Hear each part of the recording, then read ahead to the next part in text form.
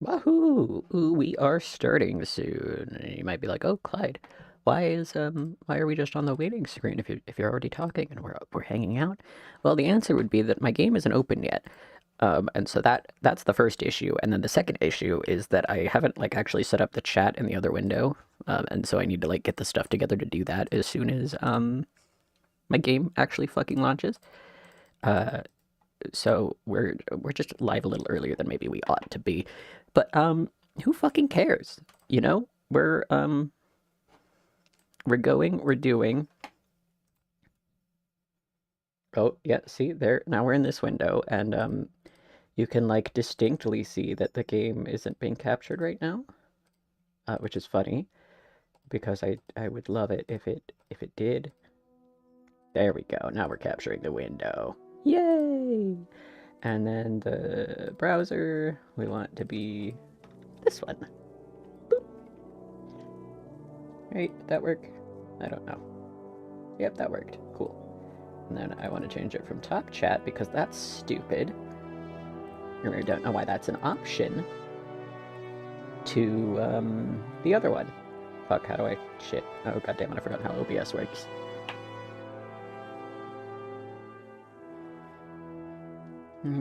Order, transform, hide, and use the interact. Haha! I'm gonna take this one. We might go there. Perfect. There we go. Now we're ready to go. We're ready to fucking play this dumb fuck game that we fucking play sometimes. Let me see. I just need to tweet this link and send it to some people on the internet because they don't use Twitter, and I know that they like to harass me publicly. That's really all they want to do, and as such, I need to provide them with the link to this stream.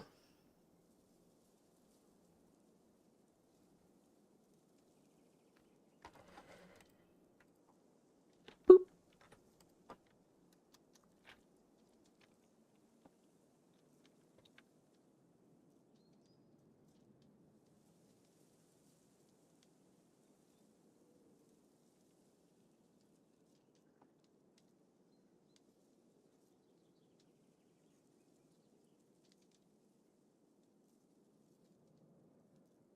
Sure, that's a link. That's a link that works and doesn't make me feel in any kind of way. That is a-okay.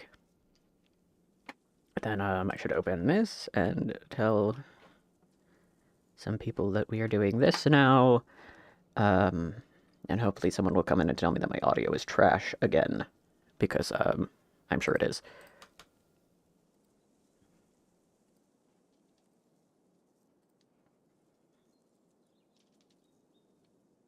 How's your day going?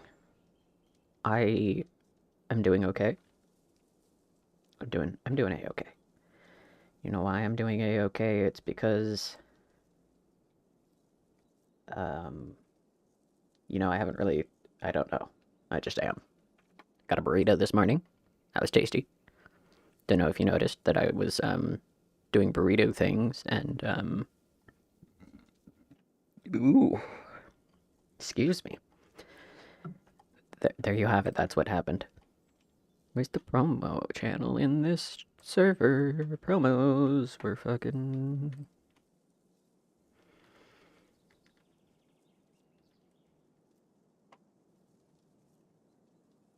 yeah, no, okay. And then this one right here. Yep.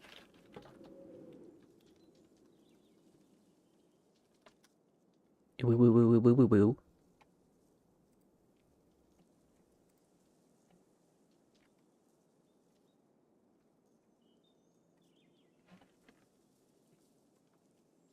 Woo woo woo woo woo woo woo woo woo woo woo woo woo woo.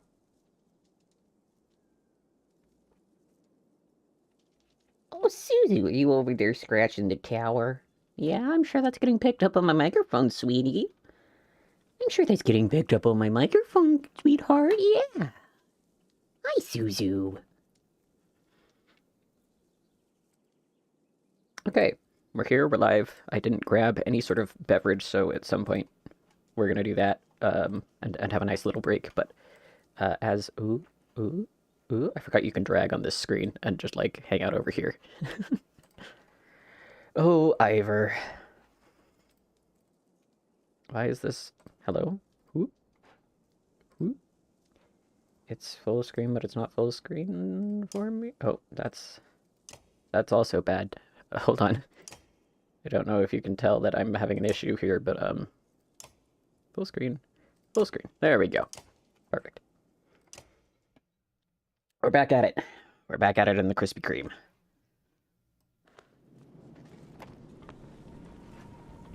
We are marching.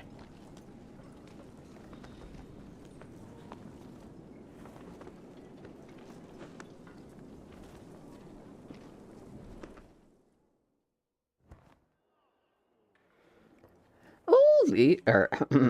sorry, wrong voice.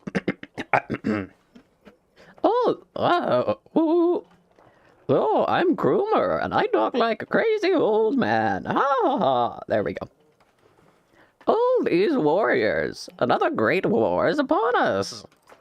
This is the third time I have seen such a thing. There are far fewer of us now than there once was. Groomer heads up the stairs to the great hall, and returns shortly after, speaking to some Varl. What did they tell you? By all accounts, the Dredge are coming here. Looks like they plan to end the Varl for good this time.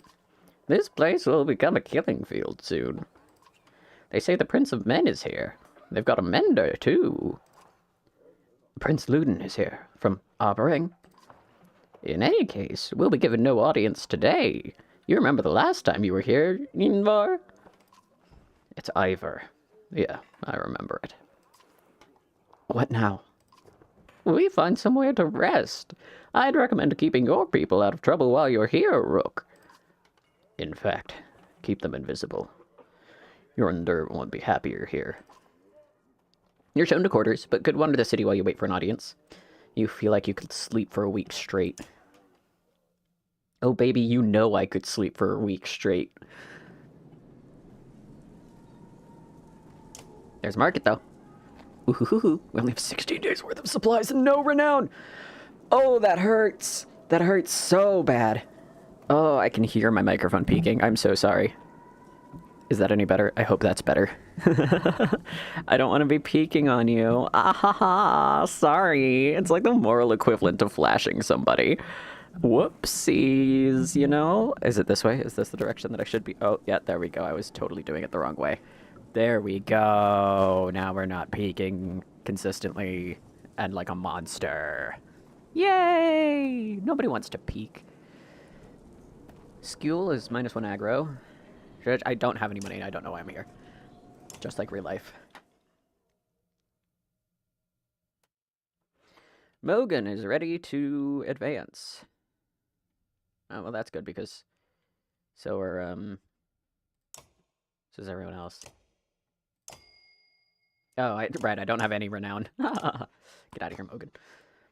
Fesselt is level 2, and so we can take Fesselt. And Alette can rank up, but I don't think having Alette is the right choice still. Someone 3 break, but they have to be above 4, and we don't have anyone above 4, so that's fine.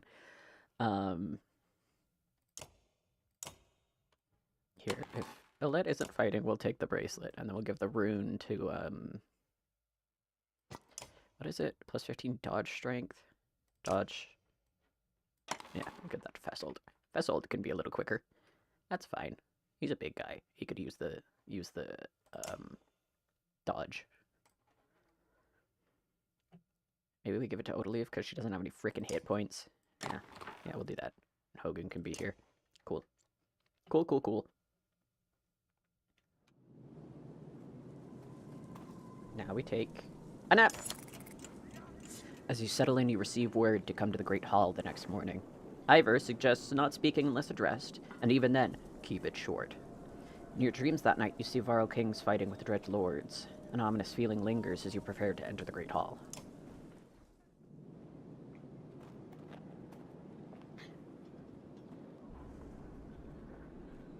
It's like, hey, you want to look at the map real quick? I'm like, I guess I do.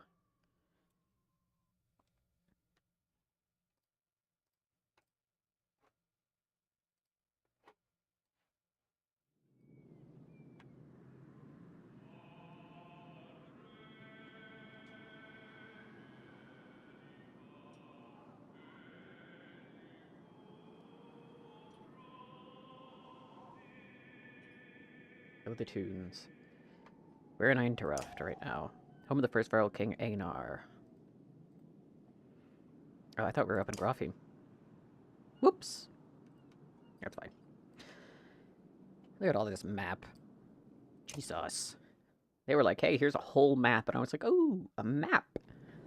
I'm not going to look at that. You go into the Great Hall. There's a lot of work put into that map, and I feel bad about it. I love this framing. Hello? Ooh! Look at that. Look at that. Enough, Avon. The bridge stands. Greeting from Wormtoe yonder. I brought an ally. Oh, wait. Greetings from Wormtoe yonder. Who are these people? We don't have time for games. Wait, I know you. Wait, I know you. Yinvar among us again. Is this what the end of the world looks like? Yonder steps down from his throne to get a closer look. In the light, you spy deep wounds on the Varl King. It was my last option. He looked like death, Yonder. The Sunda came through Grofheim, all of them, or we would still be there.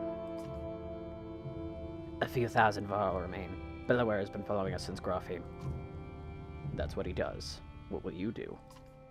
Remain. There's no better place for us than here.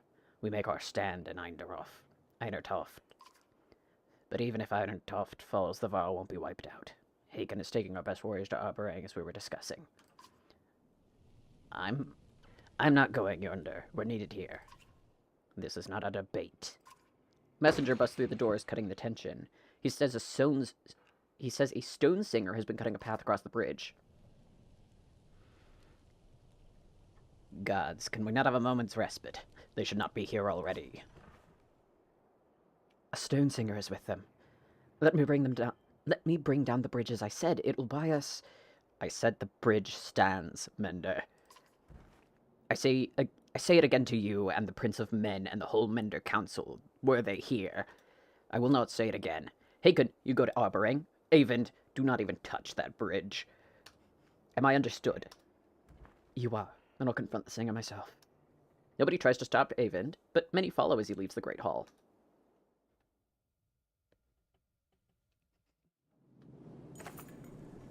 The Mender walks past great companies of Varl on the way to the bridge. A tall, thin creature stands there, two black spears over its shoulders, ringed by dredge. The Varl have backed away in fear. Avend stops before the stilt-legged figure. Suddenly, Ivor is beside you. We should help him. What is that thing? Say nothing. What is that thing? A stone singer, mutters Ivor. It's close to the dredge come to menders of their own. I've only seen one before. It didn't go well. Can Avon win this? I don't know. Think we'll find out. We should try to help him. You expect Ivor to refuse, but instead he locks eyes with you. Listen to me, Rook, he says. You will probably die here, and so will everyone else who steps on that bridge. Look at your daughter. Are you prepared for that? You're not doing this alone. I won't stop you, says Ivor. Fight like it's your last. You're not sure what to expect, but you draw your axe and soon find yourself standing behind Avon on the bridge, wondering if you made the right choice. Oh, Avon, ooh woo. Well, he's fucking level 5! Fuck!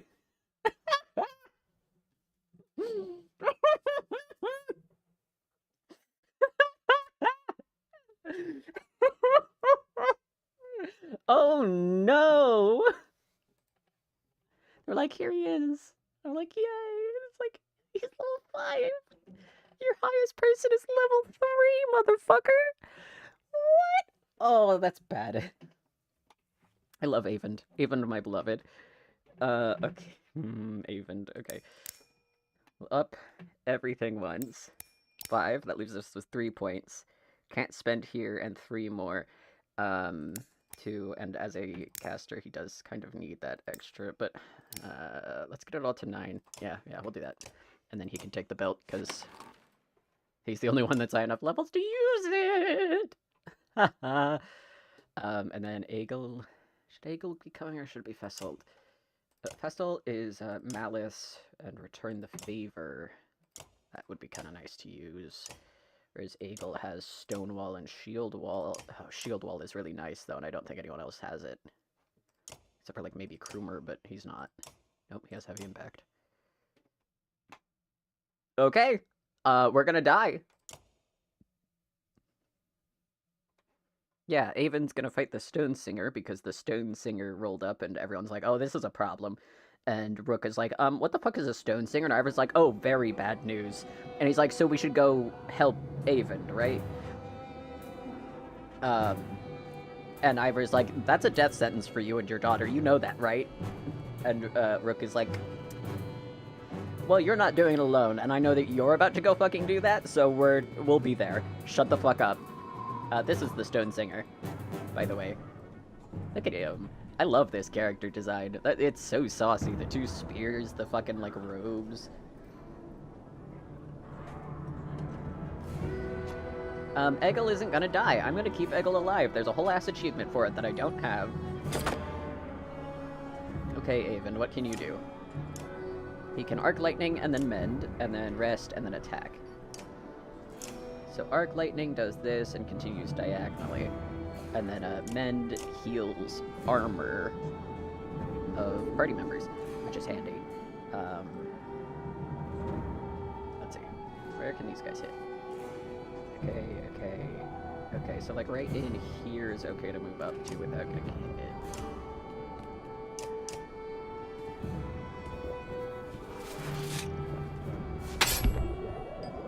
I should have put Ivor on this side of Mogan, but whatever.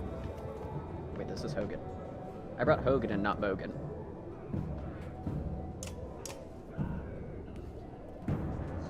Seven!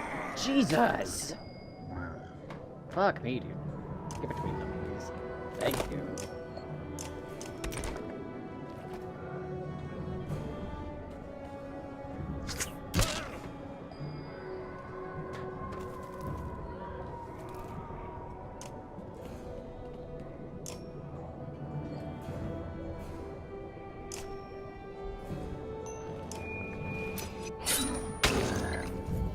So you're going to experience some buffering for a minute because you're not receiving enough video, which is interesting. I'm kind of dropping frames and shit, so it's not too big of a surprise, honestly.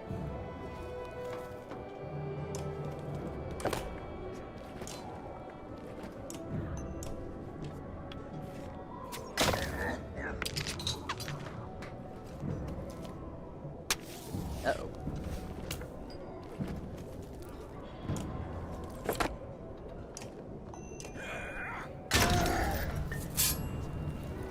Oh.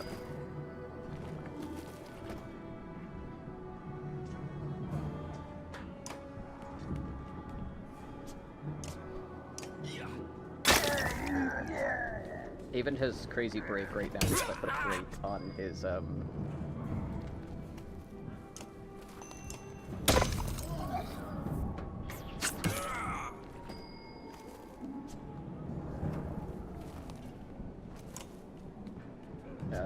an item that gave him an extra 3, so he's just, fuck your armor, fuck your armor, fuck your armor. Which is great news, because,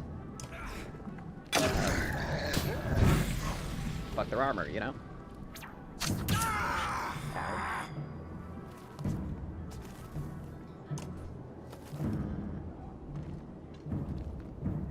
Put him down, but I think we have enough, and I need to move her in range of other combatants, I think. Or at least get her close enough to...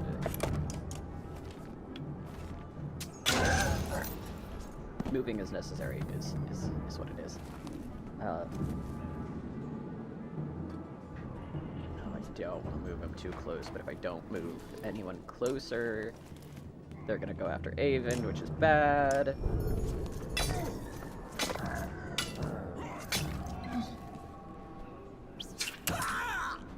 Nope, there he fucking goes.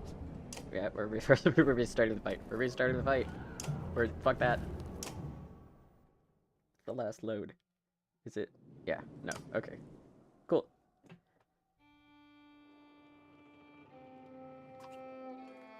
Enough Avon. The bridge stands. Find some other way. Greetings from Worm Toe yonder. I've brought an ally. Who are these people? We don't have time for games. Wait, I know you.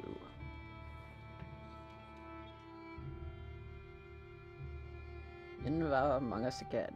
Is this what the end of the world looks like? Yonder steps down from his throne to get a closer look. In the light, you spy a deep wound on the Varl King. It was my last option. You look like death, Yonder. The sun that came through Grofheim, all of them, or we would still be there. A few thousand Varl remain. Belaware has been following us since Grofheim. That's what he does. What will you do? Remain. There's no better place for us than here. We make our stand in Einertoft. I'm not going yonder. We're needed here. This is not a debate. A messenger busts through the doors, cutting the tension. He says a stone singer has been cutting a path across the bridge. Gods, do we not have a moment's respite? They should not be here already. A stone singer is with them. Let me bring down the bridge, as I said. It will buy us... I said the bridge stands, Mender. I say it again to you and to the Prince of Men and the whole Mender Council were they here. I will not say it again. Haken, you go to Aberang. Avon, do not even touch that bridge. Am I understood? You are, and I'll confront the singer myself. Nobody tries to stop Avon, but many follow as he leaves the Great Hall. And theoretically, we have a conversation here with Ivor. What is that thing? A stone singer. Those close to the dredge come to Mender's their own. I've only seen one before. It didn't go well. Can Avon win this? I don't know. I think we'll find out. We should help him. Listen to me, Rook. You will probably die here, and so will everyone who steps on that bridge. Look at your daughter. Are you prepared for that? You're not doing this alone. I won't stop you. Fight like it's your last.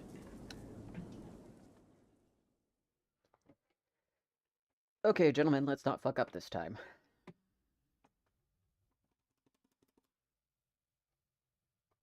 I don't want Avon going first. In fact, I would like him going closer to last. Probably even Hogan before him, but not Odaleaf. Okay.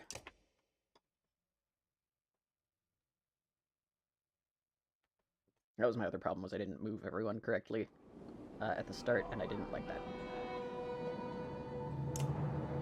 Move both of you over here for a second while I get Ivor, like, here.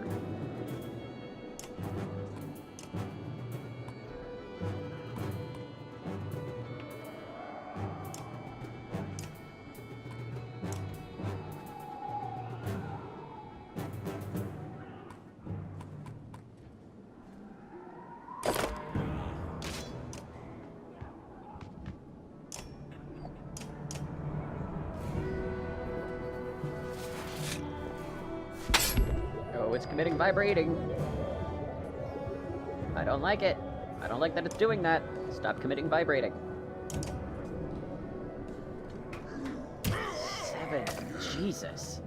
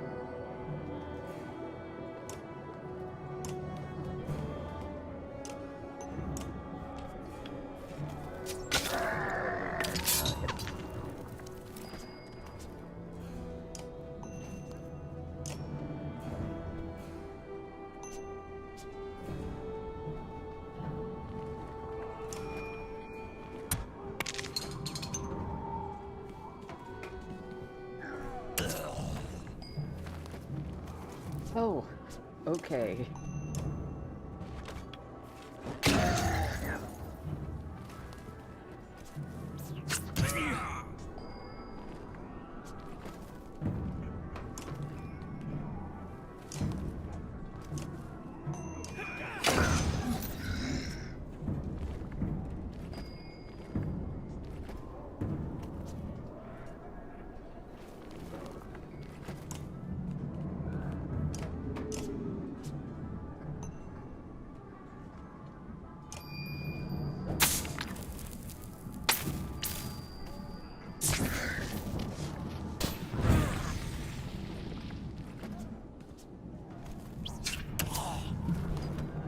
Fuck me. This is going poorly. This is going poorly, and if I were a stronger man, I would just let it happen, but I'm not. Do you understand? And now I just spam buttons until I figure out which one makes it go away. They're like, enjoy this shot. And I'm like, I do like this shot. Look at Rook over here, he's just like,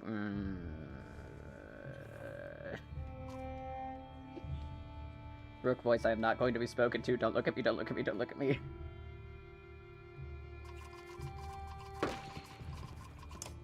Got it. I don't want Eagle to die, but we are going to help him. Come on, come on, let's help him. If we don't help him, he's gonna die. Yay. Okay, so step 1, put that on Avend. Step 2, make sure that we go into Avend and fix all of that and give him an extra armor. Because they all have great stat. This is like really bad. 10% crit chance plus what I really need that to not be on him, actually. Let's give it to Ivor, the aggro, and this will give shit. We'll give this to Rook then, and then the bracelet to Odaleaf, and give this to Eggle. There we go. Okay, I think that's okay. I think that's our best bet. I wish I could, like,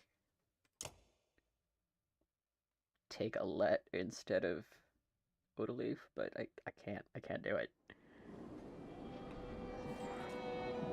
I've decided on my ending.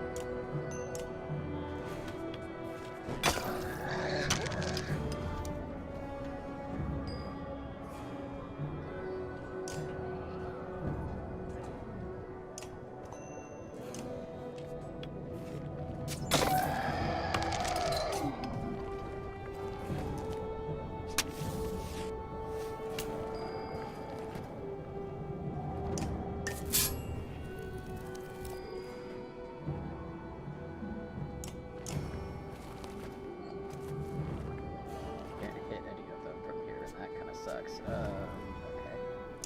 No, just stay there.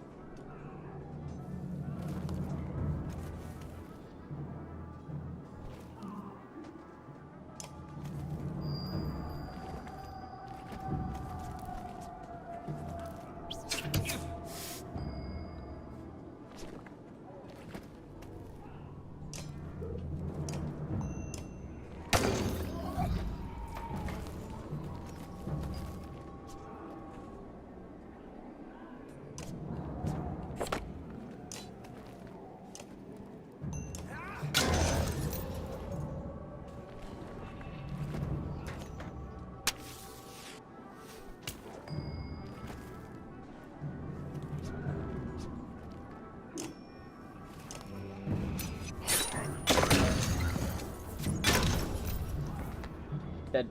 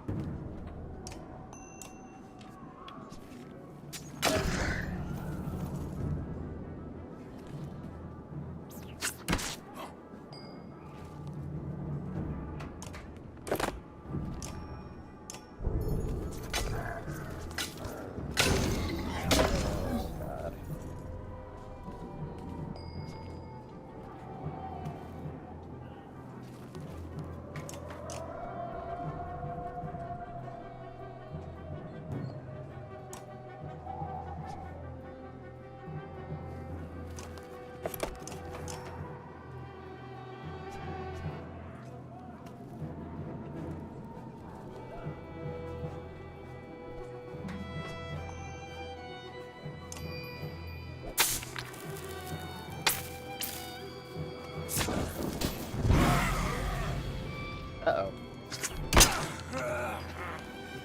Well, that sucked.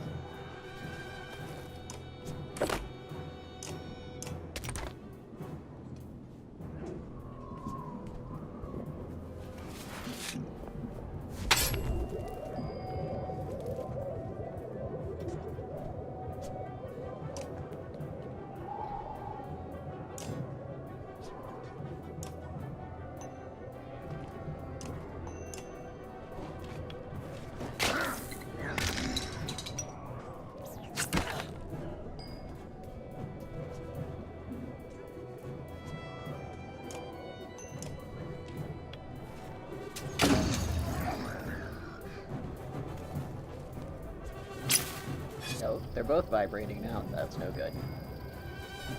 I wish you wouldn't.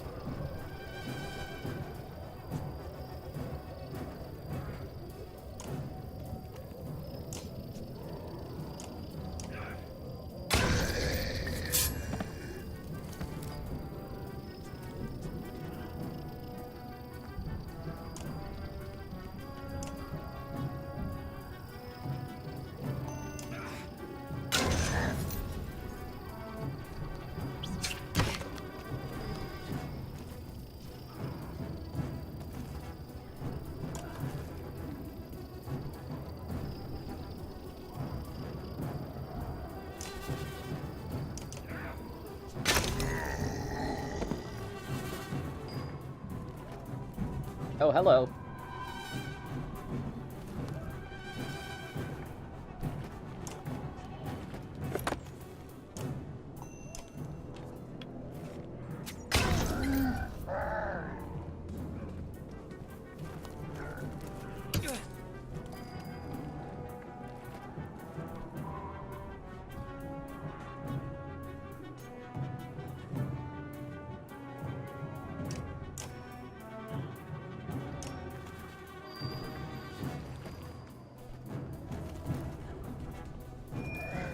Oh shit.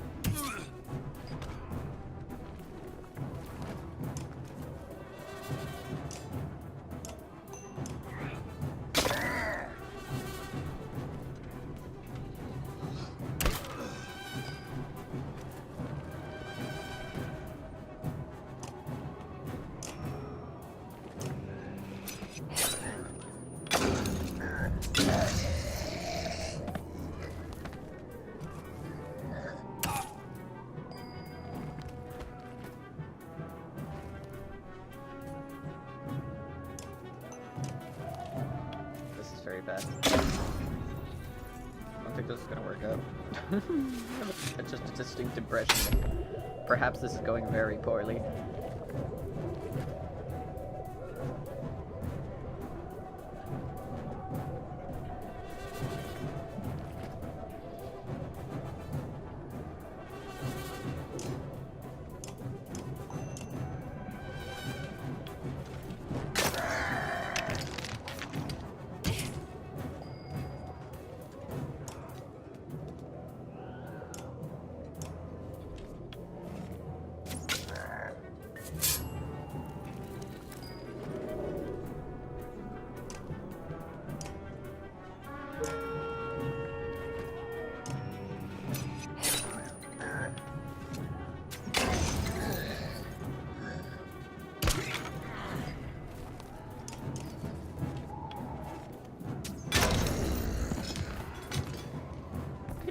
2 units. No, we're about to die. Oh, no, no, no, he's okay. He is not okay. Never mind. I take it back. Okay. Autoleaf! Go!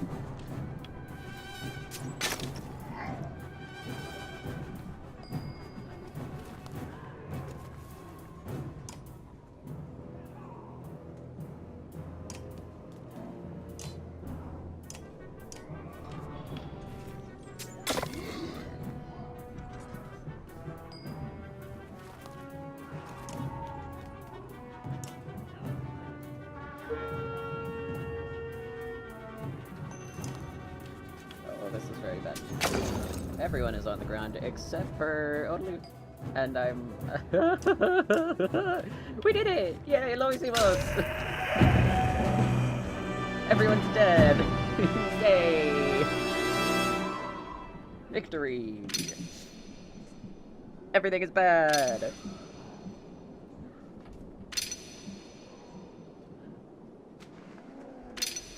Consequences. Ow, ow, ow, ow, ow, ow, ow.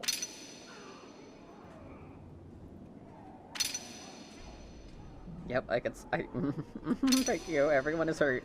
I know, it's everyone but Odalise. I know we're hurting. This is going well. The stone singer falls hard. A howl like a hurricane sweeps across the bridge. The dredge part like the Black Sea. From their depths steps a crimson behemoth. A wave of sheer terror hits you like you've never felt before. Bellower. Get the mender out of here, Ivor hisses. And run. Your legs move, almost with a will of their own, though you can't pull yourself away from watching what happens next.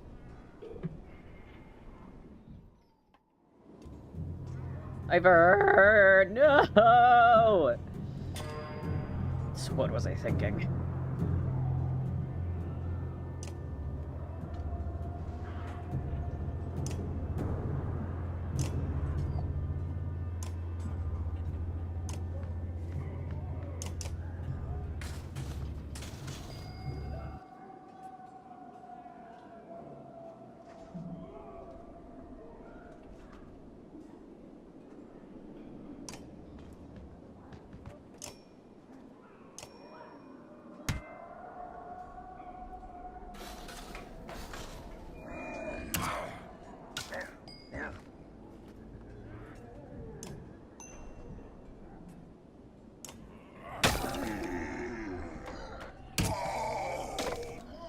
Oh shit, his whole arm!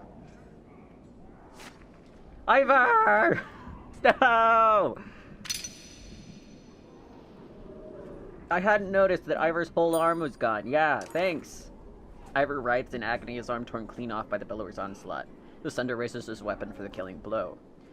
Sunder, face me! Screams an uncertain Avon, stepping back onto the bridge, raising his staff high. Even from here you can see his arm trembling. You feel practically frozen in place watching.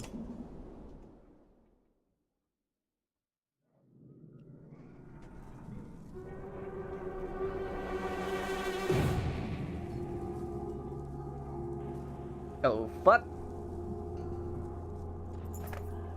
Avon recoils in terror from the massive serpent that has appeared in the distance, and even Bellower backs away. It leans in close to inspect the two armies, flicks its great tongue, and then indifferently lurches over the mountainside and out of sight. The dredge are a knot of confusion. Some cower, others crouch in what looks like worship. Hakon shouts orders above the din. Varl rush forward, bowling over surprised dredge, gaining ground. Bellower has receded back into the horde. Jorundur watches from atop the stairs. Hurry, says Avon, suddenly pulling at your arm, snapping you out of the moment. You rush to Ivor, laying on the ground amidst the fighting, still breathing despite missing an arm, and drag him back into the city.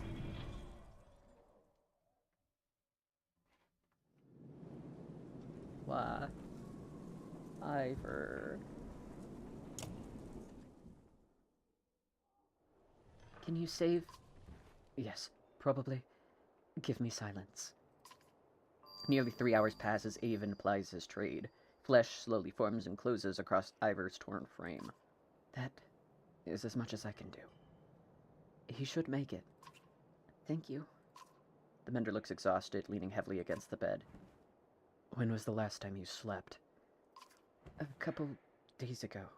I'm okay. Just need to sit. Before you can catch him, the mender crumbles to the floor. Chapter 5. Weary the Weight of the Sun. Even.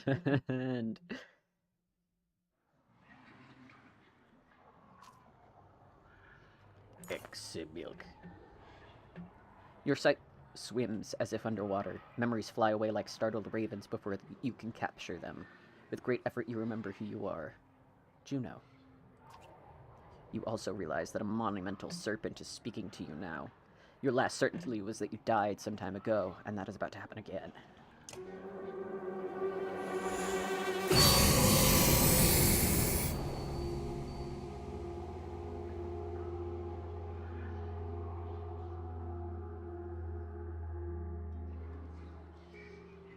Frustrating. You are slow to understand the serpent. It speaks a language that recalls very ancient memories of words you learned long ago. If you are not going to die, I suppose we must speak instead. Who are you? My name is Juno. You are a Juno. It means nothing to me. Maybe I have asked the wrong question. What are you? What is your purpose? I am a mender. I cannot remember. First, tell me what you are. Mender. Valka. Now the picture is forming. Do you not know me, Valka? Though your memory is still fuzzy, you're certain you know nothing about an enormous serpent.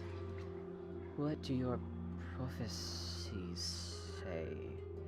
The gods gave you prophecy, fate, destiny. Is there no child coming to slay me with a magic sword? Are there no stars in the sky foretelling this disaster? Do you truly not know? The gods are dead. I have no idea what you are talking about. I will know if you tell me. Say nothing. I will know if you tell me. Must the prophecy speak of itself, then? So be it.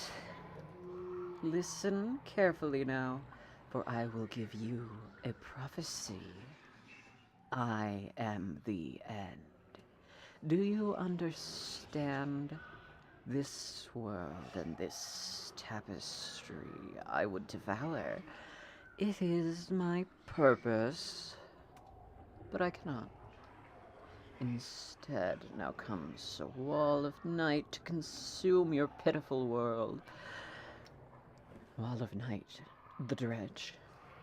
Dredge? Stone men marching across a long bridge. No, it is darkness. The egg white that has turned black. I am meant to devour the tapestry itself, not idly witness the dusk mother this rock. I am incomplete, a worm crawling through a dung field, because of you. Who are you to take my destiny? What are you? Return what is mine. Gah!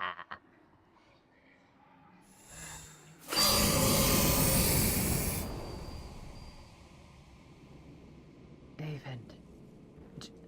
Juno. You're alive. You're alive. How? Where are you? Wait, where am I? Asleep, I presume. Or unconscious. I am in Ridgehorn, I think. A serpent was trying to kill me. Now I'm talking to you. Time is moving strangely. I've lost swathes of memories. But I found you. For a short time, at least.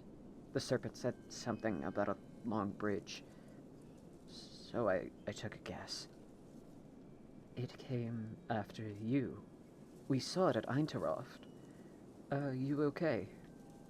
It tried to turn me to ash after we spoke.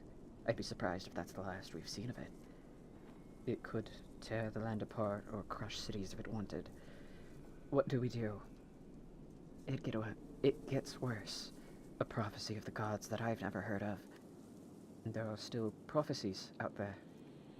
It was vague, like it sounded like that serpent was supposed to swallow the world. Instead, some kind of darkness or nothingness is seeping from the north. It devours whatever it touches. That would explain why the dredge are swarming on us like some kicked anthill. Avend, are you in danger? You could say so. Bellower is here. The Varl are holding him off, but not for much longer, I think. About the Sunder, why the immortal one? Bellower, that is the worst of luck. I would have you come to me, but we will have to do this the hard way. Listen closely. I will return to Strand and find a passage down the Red River. You must leave Untruths and meet me in Sigerholm. Juno will never make it to Sigerholm. Bellower is about to overtake us. The Varl won't listen to a thing. Find a way, do whatever it takes. I will not be able to contact you again before Sigerholm. Go. And Avend. Yes? I love you. Catch me punching a wall somewhere. You've spent a lot of time next to him since he passed out. Just keeping an eye on him. It's not like that, Dad. You saved Ivor. He might save the rest of us. Can he hear us? He just moved. How long was I... You were out for a couple of days. How do you feel? Juno. She's alive. I need to meet her in Sigerholm. Hold on. Slow down. Who's Juno? She's my mentor. On the Mendor Council? She contacted me. Contacted you? How? She's not like most Mendors. What happened here since I passed out? The Varl are holding the dredge back. Just barely. Bellower has disappeared. Ivor is still out of it. Jorndr sent Hakon, Luden, and a couple hundred Varl away to Arborang. I don't know how long we'll be able to hold out here. Rook, I need your help. Take me to Sigerholm. Juno is going to meet us there. Sigerholm? That's gotta be a week away at least. And just abandon Einertoft? Maybe, or no. I could destroy that god's-forsaken bridge myself. That would delay the immediate threat, but Jorndr will never agree to it. I need to understand a few things, Avend. What the fuck? Sorry, it's... Why won't the Varl King destroy the bridge? How would you collapse that bridge by yourself? What do we do about Bellower? What is going on around here? That serpent? The Bellower? Number 4 is just, what the fuck? What the fuck? Avend, hey, Avend, what the fuck? Have you stopped to consider... What the fuck, buddy? Why won't the Varl King destroy the bridge? I can't completely understand it myself. Last time I mentioned it, he made his mind very clear. He'll let the city and the rest of the world fall before that damned bridge. How would you collapse that bridge by yourself? Not by myself. I could blast it apart, but this bridge wasn't made to fall. It'll take time and concentration. That's why I need your help. And the Varl will try to stop me. Could mean holding off both the dredge and the Varl. What do we do about Bellower? I can't stop him, but I believe Juno can. That's why we need to go. We could just leave. And let the Varl die to give us a head start. It's not my first choice. I've done everything I can on my own. What is going on around here? That serpent, Bellower. Look, I know things are... It's a long story. How well do you know history? We're from a very small town in the woods. I'll keep it short. You know how Men and Varl were made? The Loom Mother, the other gods. In the First War, the armies of Men and Varl hated each other. They fought bitterly for land and dominance. Then, one of the gods created the dredge, and they were such a threat that unless Men and Varl set aside their differences, they threatened to wipe out both races. So they did. They ended the war, pushed the dredge to the north, and formed an alliance that has held ever since. The Second Great War began generations later. The dredge rallied their forces, defeating the Varl, who watched the borders and laid waste to unsuspecting settlements throughout the world. They were led by Sunder, powerful dredge warriors and weavers like Bellower. He was there in the Second Great War. Humanity was on the brink of extinction when the inner circle of Mendors went forth and finally sent the Sunder and the dredge deep underground. For the most part, the dredge haven't tried to run since. Well, until now. Those Mendors were called Valka. Juno wasn't there herself, but she's from their blood, bloodline. So, another great war has begun. If I didn't think the world was ending, it would be incredible. Ancient history is playing out before us. What about the serpent? There's another story. Nothing in the Mender's libraries about that thing. Must have something to do with the dredge returning. That seems likely. I need time to think about this. I understand. Be quick, Rook. There has to be some way to... I can't believe the Varl would be so stubborn. Speak to Yonder yourself. He's in the Great Hall. Maybe you'll have more luck. Or maybe he'll put your head on a spike. Rook, I hate to put this all on your shoulders, but I've got few friends here. Come to a decision quickly. Either way, we can't stay. We have to make it to Sigerholm. Juno will know what to do.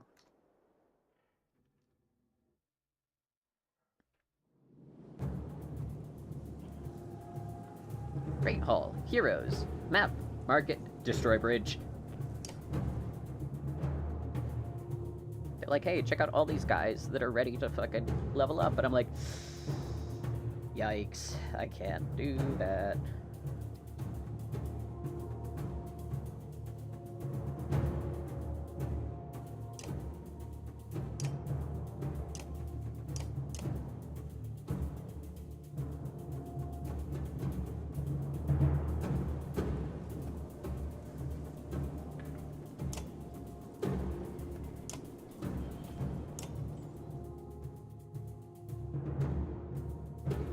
I say.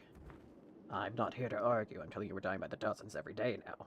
You sent our best away with Haken. How long do you expect us to last? You asked for this command, Fasolt. Don't let them get across that bridge. Fasolt takes his leave just as you approach. Not great timing, you think to yourself. Thank you for the audience. I forget your name. Rook. Rook, how is Yinvar? Will he survive? I think so. I remember Yinvar well enough. He hasn't told you why he faced down Bellower, did he? No, he keeps things to himself. Yes, that sounds right. Ingvar was confronted by Sunder in his youth during the Great Wars. He won that fight.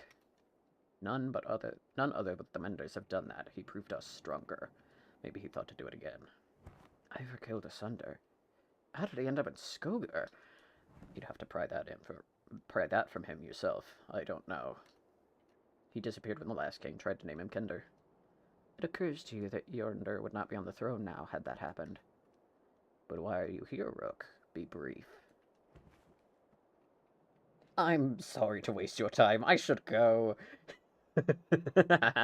Rook voice. Actually, fuck this. Fuck this. Speaking of which, we're gonna take a quick 5-10. I'll be back.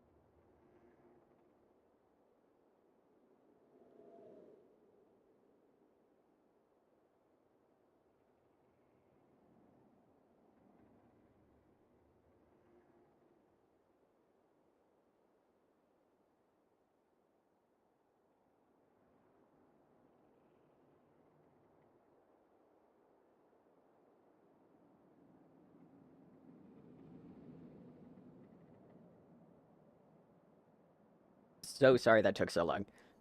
Hello, gentlemen. Everyone involved. Welcome back. To recap for my own sake, because I was gone for so long, um, let's see. There's a bunch of dredge at the bridge, and that's bad. And they, what is this? Oh, that's my little AFK? Okay. And, it's going poorly. And, Avend, the mender, had a dream where his, buddy boy,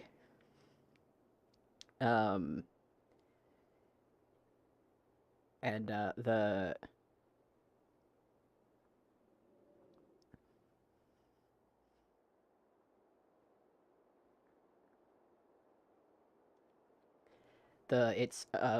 we're gonna destroy the bridge, maybe. And Rook was like, hey, I seek an audience with the Varl Jarl, because the Varl Jarl doesn't want to destroy the bridge, even though it's really the only way to keep things from killing everyone. And so we roll up here, and he gets finished arguing with one of his military guys, and Rook walks up and is like, oh, this is a bad time. And so right now we're deciding, hey, we're going to take apart the bridge, maybe. I'm offering, hi. The bridge needs to be destroyed, maybe. Hi. Or, actually, fuck this. Bye. And, we're just living like this. So I think it's a good idea to take apart the bridge. I think maybe strategically it's just the strategic decision, and it's a bridge, right? Even with its historical significance, we can always put it back together. It's a bunch of rock. Thanks. The world is ending. Thank you for welcoming me back. How's it going, man? I'm offering to help take apart the bridge. Human. If there's one more mention of that bridge, Yorander's mood changes almost instantly. If you have nothing else to say, get out of my damned hall! What is so important about that bridge? I just want to know. Every man I met think he'd rival the gods himself if only he were in charge. I'm over 400 years old, and I know that I know little. You are a child, an infant, yet you know nothing, everything. Listen, human, this story is not about you. If you jumped from that bridge today, the world would not change. Now, either help Fessel to retake it, or leave my city. I don't care which. Guards are quick to usher you. You don't resist. Cool. Cool. So, okay, we've got 9 renown, and everyone is injured. Everyone is injured. My strongest unit is the most injured and can't fight, isn't on this screen at all because he's lost an arm and is recovering. As a plot point, I cannot have him during this fight. And so we can just fucking leave, we can fight on the bridge, we could break the bridge. Yep, those are our options.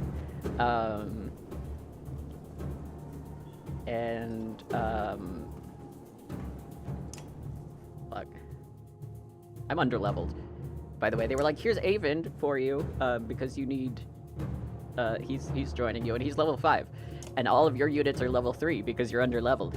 I don't know how you manage that. And I'm like, I also don't know how I managed that. I'm so sorry. Here, let have that. And then we'll take Mogan and Fesselt, because Fesselt isn't injured. Could probably also use Crewmare, actually. But Rook is doing poorly. And Crewmare is on level 1, so that's really bad. This story is not about you. False. Rook's the clear character. Correct. False. Wrong. He's incorrect. He's absolutely wrong. We can promote Fassel, or Mogan, actually, which is probably a good idea. 9, and then another break. Yeah.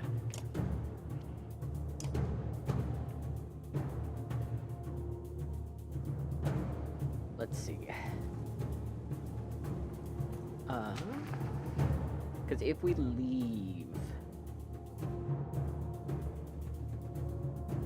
Are we able to take Ivor? Because Ivor's the only motherfucker that matters here. I don't think you understand. Ivor is the love of my life, and I will not leave Ivor here. Haven sighs in frustration when you agree to pack up and leave, slamming his fist against the wall. Are you certain you'll not help me on the bridge? Listen, an entire race is about to be wiped out. I know they haven't been very cooperative. He looks you in the eyes. But we can't take this lightly. Do we really abandon them to history? I'll reconsider. Get me on that bridge, says Avend. You know it's the only thing that makes sense.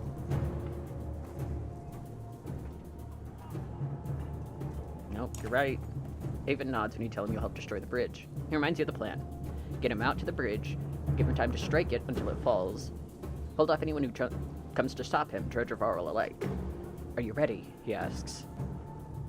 Nope, not yet. Give me a minute. Give me a hot minute, please.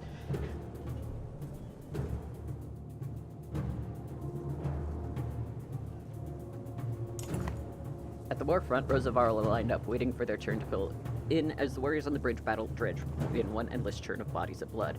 Fesselt catches your eye between giving orders. You lost, human.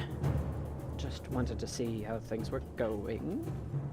Going great, as you can see, sneers Fesselt. Let me know when you want to help out, he says dismissively, his attention returning to his command. I'm gonna be real, I think Avend is right. I might just be Avend sympathetic, though.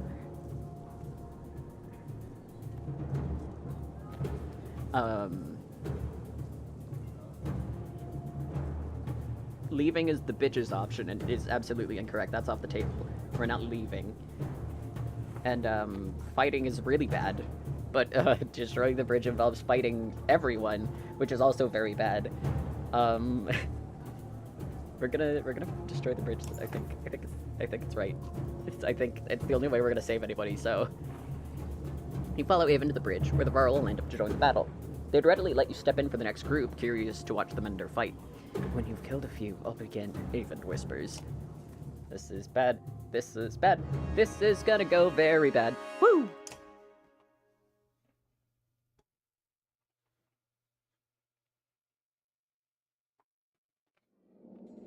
Everyone is gonna die.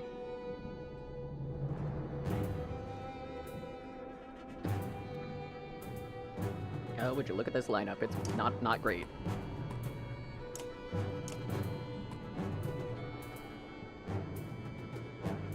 See all that again on the scrub? On the fucking scrub save? Fuck you. Fuck you. I'm not gonna scrub save. I have standards. Let's get a little spread out, I think, maybe. Avend, Rook, this guy here, and then like that, yeah. Okay.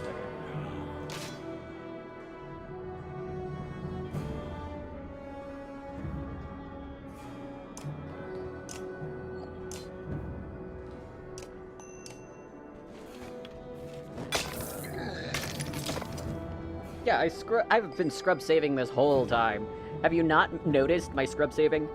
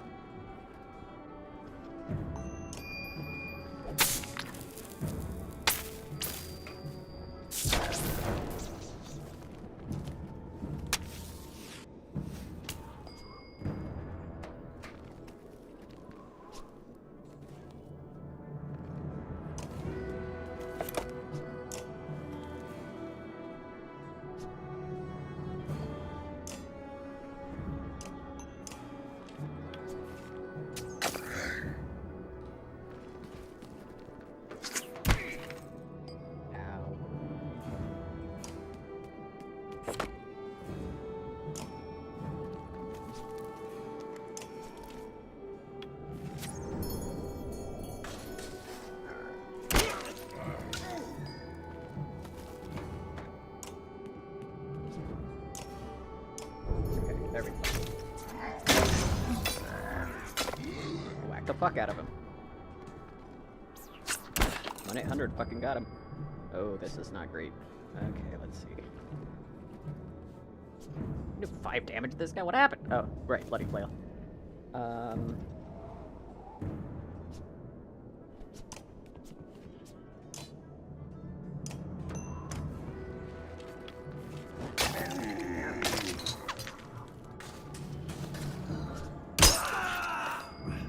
Ouch.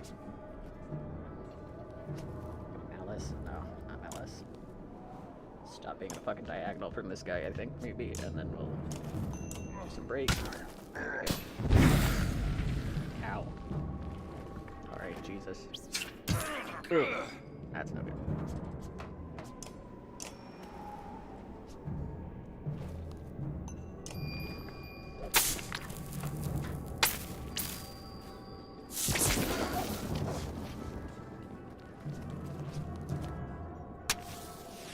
Oh no. I fucking hate those things.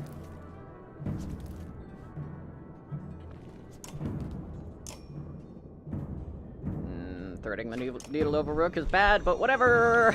Sorry, Dad! I killed him! Oh no, it fucking killed him! Whoops! That's really bad, he was injured.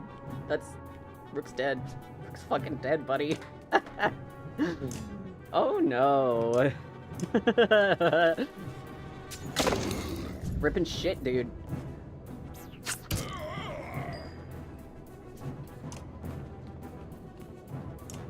Fuck me. Whoopsies.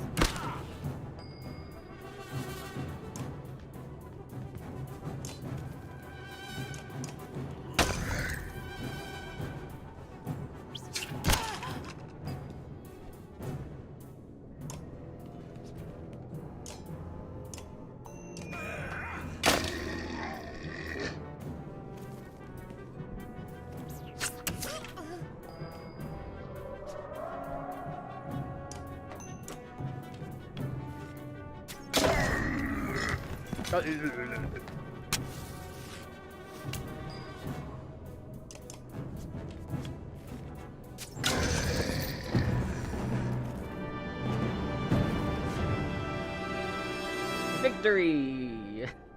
Consequences! Ow!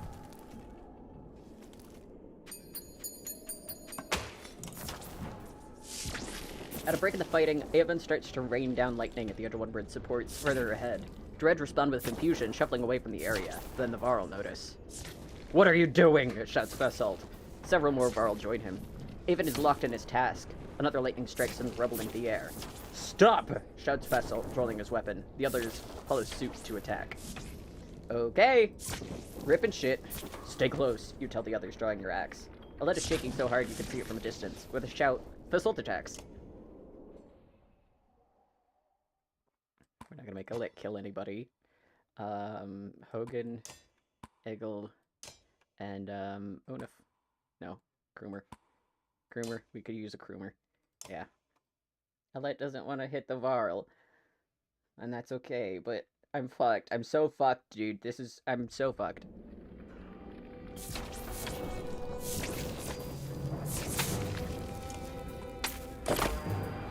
Oops. Sorry, Fassel.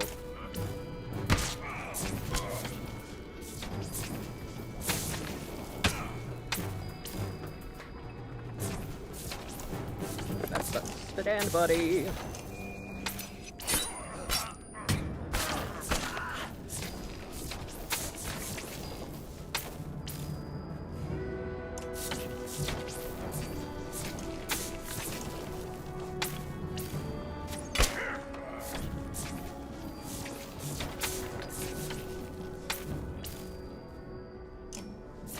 Whale bloody, please.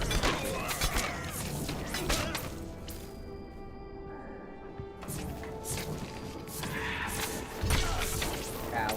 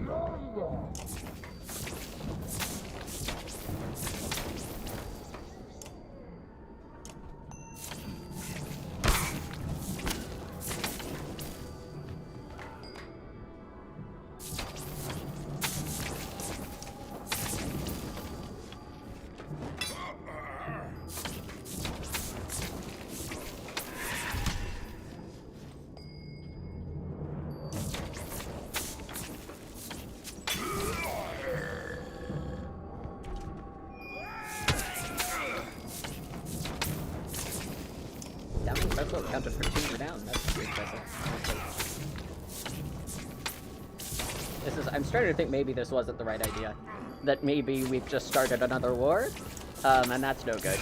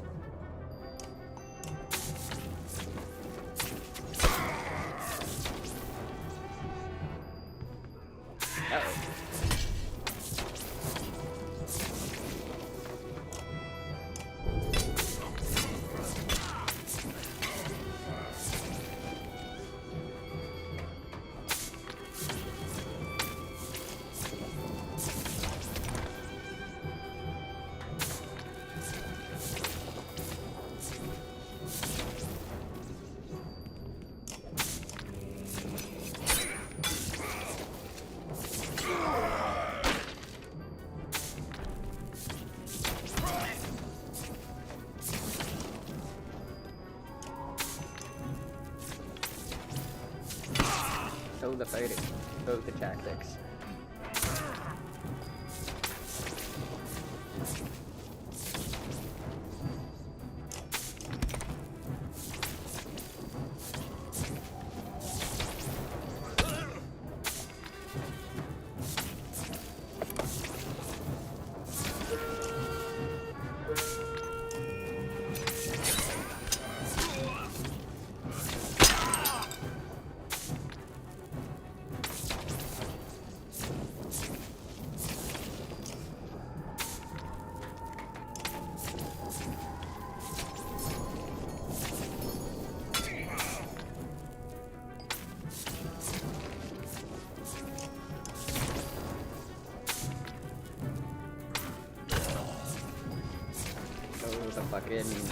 This is going poorly, and this is— oh, Rook, no!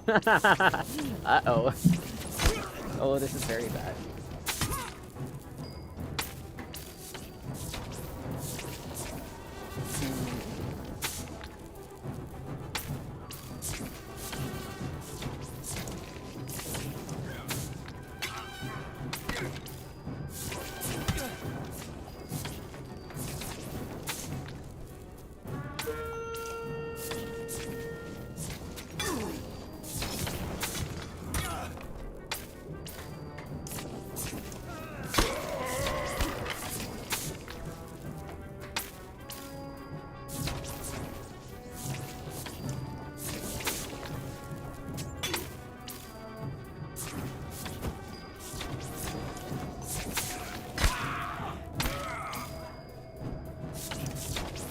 Oh, we did it. Somehow we did it.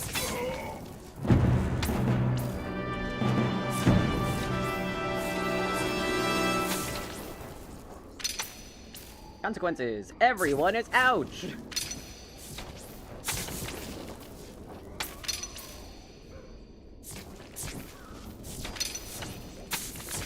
Everyone's injured. Everyone's injured. Dead Varl lie at your feet, their blood in your hands. You're pulled from your creeping revulsion by a thunderous crack, and suddenly Avon is rushing past. Run! He screams.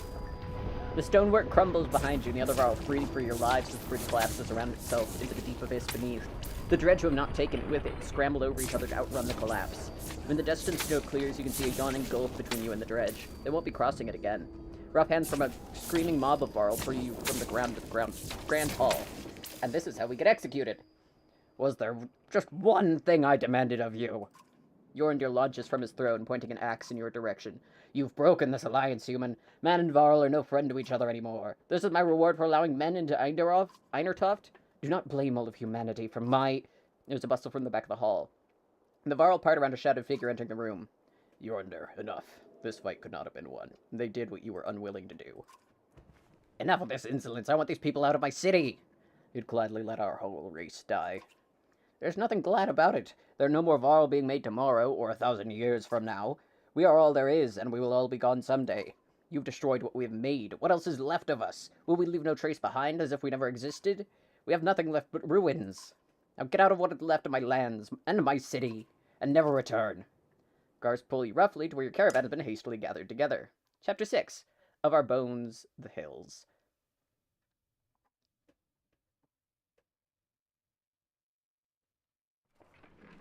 Okay.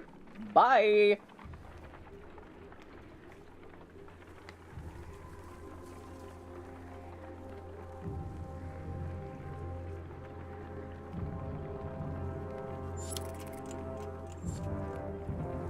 Morale decline.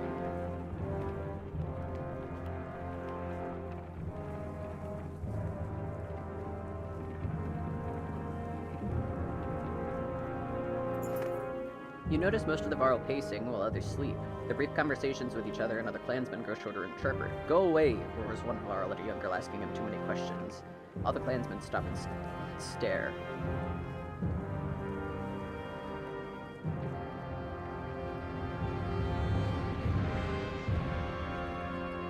Break the tension by making a joke. I'm impressed you managed to keep together this long. Send the Varl ahead in the caravan and put some space between you.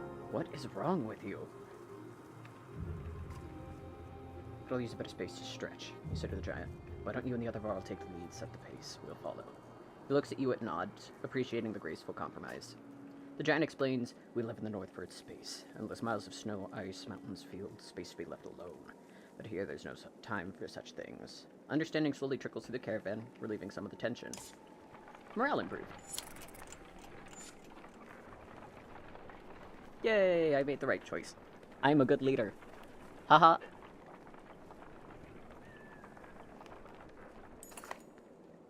Up ahead, a scout shouts. Some giant hall, but it's empty. You approach the structure but recognize none of the markings. The walls seem unsteady at best. Finally, sleeping beneath a roof, you overhear. Several families begin unpacking. Look for clues about why it was abandoned. Whomever left here may have had a good reason, you tell the caravan, but after a few tiring hours of searching for clues, you have no answers. Frustration of the wasted time is apparent on the clansmen's faces. Alright. Cheers erupt as people flood into the building. Varl leans against a support pillar, cracks and brings down a portion of the mash of the roof, crushing a number of clansmen beneath it. Sadly, the rebels too deep to recover their bodies and leave the building behind with regret. Yep. Figures as much.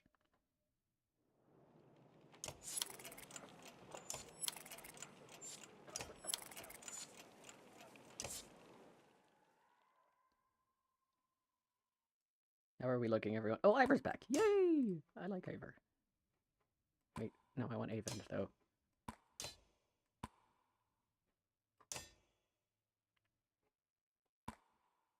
This is how you become a deer thing in the Silt versus correct. You are, in fact, correct. Okay, go up to 3, I think.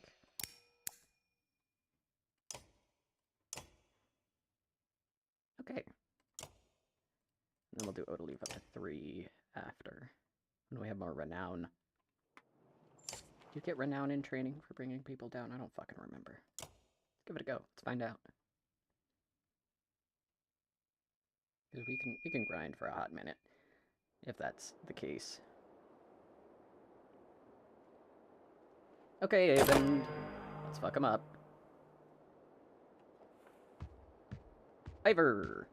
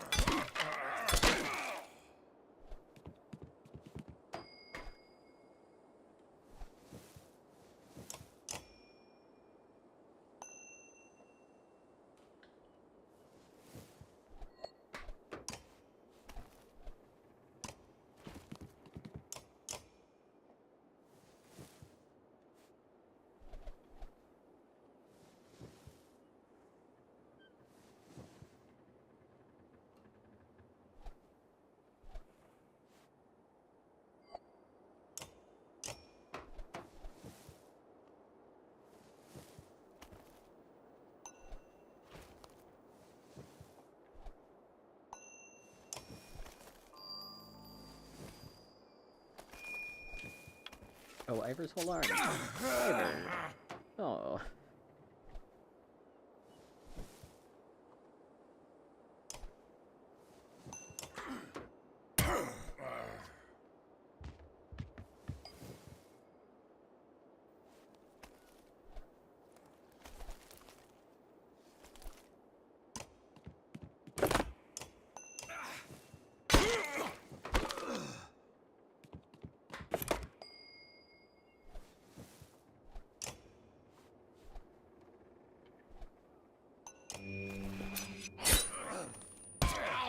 No.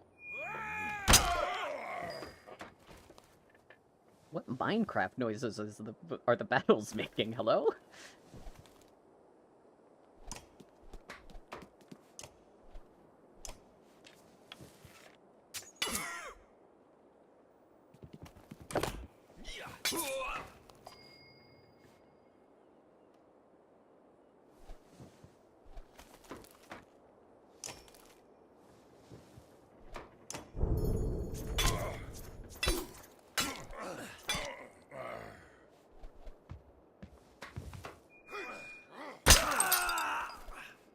Oh, the little, like, shimmer noise?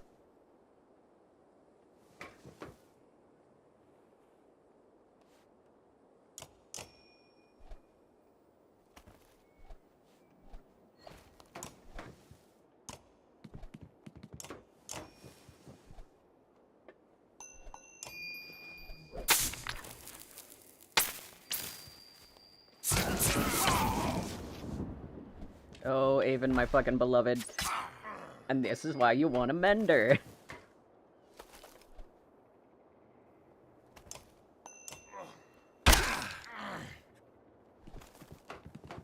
Wow.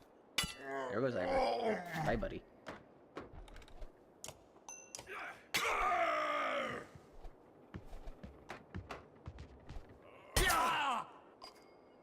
Oh, Rook buddy, we're fucked.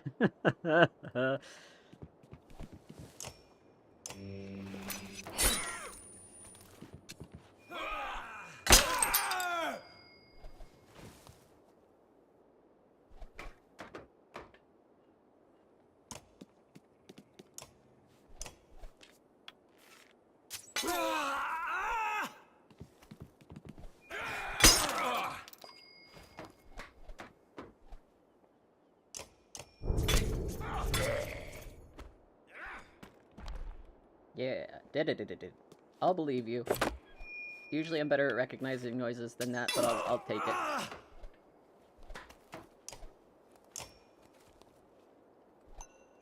Yeah, fuck him up. Including your party member. Fuck that guy.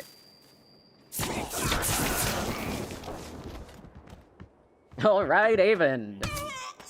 Uh-oh. Well, that's less good.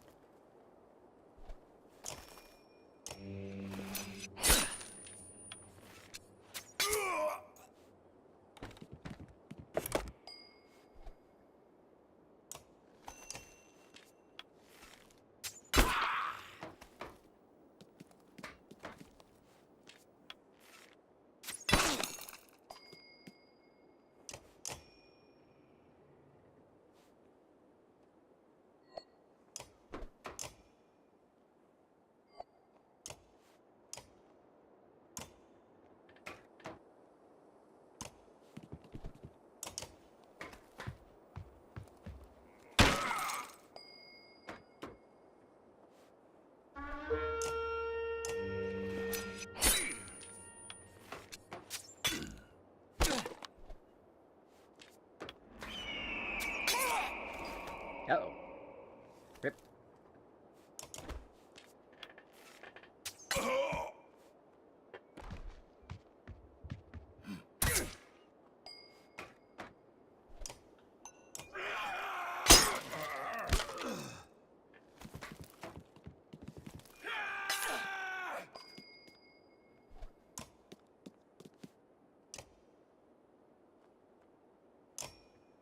You miss Ubin. Ubin was never a fighter.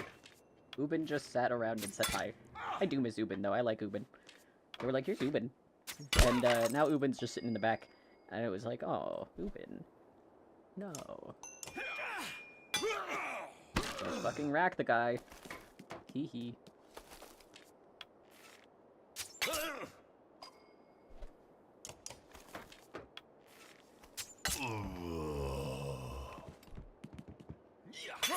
Uh-oh.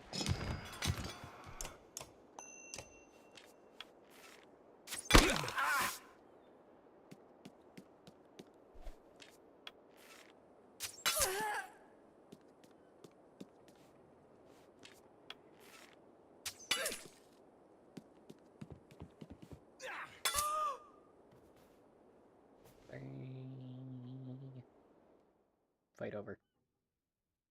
Here. Alright, get the fuck out of here.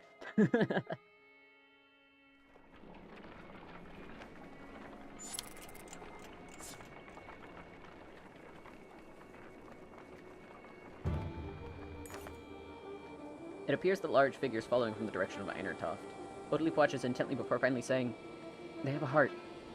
They have a cart. I can hear it. You slow to get a better view and spy a small caravan of Varl. Eventually, they catch up.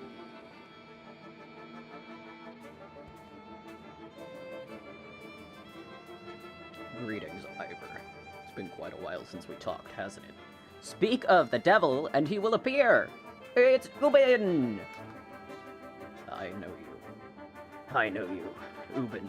Never imagined you'd be one to defy the king. What made you leave? Someone had to. What do you mean? Bellower is heading this way. Already? How is that possible? A group of Varl from Wormtoe showed up back around the back of Einertoft. A long way. Bellower and his army chased them across the summer path, they said. Past Wormtoe? That doesn't make sense. Bellower was at the bridge. He must have doubled back after that serpent appeared. While we fought on the bridge, he led half his forces around to approach Einertoft from behind. The attack on the bridge was feint. Don't let anyone tell you the Dredge aren't clever. Einertoft will fall within a day. Maybe not. He's following you. Thought one of you might know why. You exchange nervous glances, but nobody speaks up. Must be me, then. There's something I don't know. That's quite a grudge he's holding if he's coming for you, Ivor. It doesn't matter. Our only chance is to get to Sigelholm. Juno will know what to do. We'll join you. I bring supplies and warriors, and my friend Gunnulf here bears a hefty sword. I believe he'd be happy to swing it for you.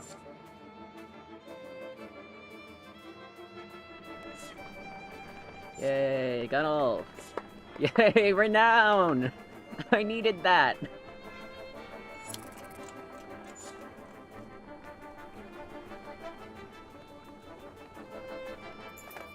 The caravan stops at a split in the road.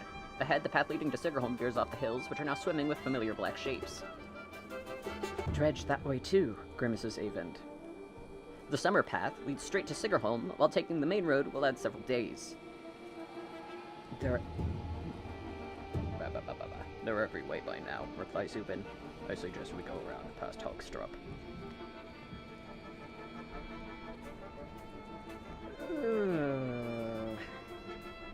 How dangerous is the summer path? You sent 2 scouts, only 1 returns. I'll put it this way, he says. We're not getting through that way. It's like they're emerging from the rock itself. Okay. We'll go past Hogstrup then. I hate to say it, you tell Avon, but I'm not willing to walk into swarms of dredge anymore. Juno will have to wait. I put on Avon's voice to talk to Avon, and that was a mistake. You turn towards Long Road around Hogstrup instead, hoping you've saved lives in the process.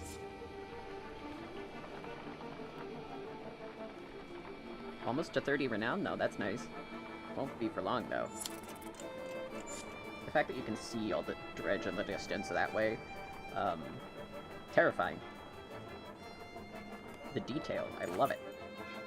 The caravan consists of more clansmen than you ever expected. Accusations of stolen chickens, missing heirlooms, and concerns over daughters' virtues are the sorts of things you hear relentlessly. Even fighters complain of spreading too thin to protect everyone.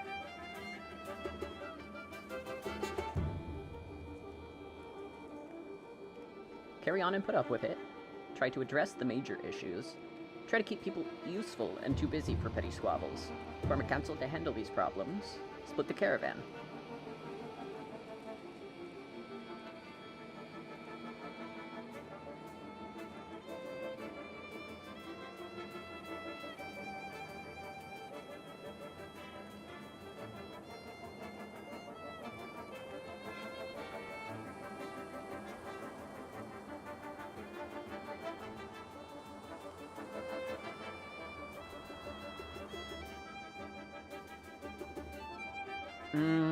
Splitting the caravan is a bad idea. You never split the party. Carrying on and putting up with it isn't great. I think that it's something that needs to be addressed. Uh, Addressing the major issues is going to make some issues seem bigger than others, and make some people hurt because their issues aren't big enough, right? And that's not a good idea. I feel like the trying to keep them useful and too busy for petty squabbles is the communism option. I wish I could explain to you why I'm sitting here like, oh, the communists, right? But the communists, if they're busy, they can't fucking argue. A council isn't the right idea. I don't think. I just feel like that's going to go poorly. In general, so I think we're gonna be communists. Communists, communists, and all work for the betterment of the caravan. Firewood collection, scouting, gathering of edibles, weapons training, and wagon repair keep your clansmen busy and usually too tired to complain. The chores slow the caravan, but the resulting peace and productivity feels worth it. 7. Let your daughter deal with it. We do get supplies out of it, though. That's good.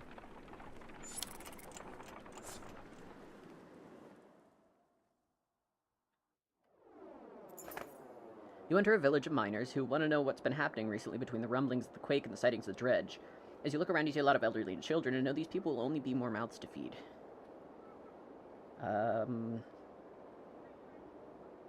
Oh god. Rook is a good person. Rook is a good person. What? You should join us. Make a convincing argument about leaving town before the dredge sweep through, and do a fair job of convincing everyone to be completely terrified. They start packing. Remains to be seen whether you can keep them as safe as you say. Gunnulf! Hi, Gunnulf, and your big sword for swinging. You look like a frog. Don't talk much, do you? You approach the massive green-clad Varl, who's sitting quietly by himself eating bread. So? Just wanted to know who can cleave dredge in two like that a little better. I'm Rook. What's to know? Ubin asked me to chop a dredge in two. I'd chop him. You traveled with Ubin for long? Yeah, a long time. When I was young, I fight for another Varl. Didn't work out. But I learned to swing sword. Ubin pays well, gives him plenty of things to kill. To be honest, maybe too many things these days. You like that sword, huh? No. I love this sword. Given to me by old Skirmir himself. When I started working for Ubin, he says, I protect the king's collection, I protect the king. Gunnulf makes an expression somewhere between pain and frustration. Couldn't save it, though. It's a hand motion like an object falling from a tall height and exploding. Mattered a lot at the time. Think it doesn't matter now. Skirmir is dead anyway. Consider your response. Let you finish your meal, buddy. I'd be friends with Gunnulf, Rook. He pops the last hunk of bread into his mouth. Keep food in the cart. Understood, Gunnulf.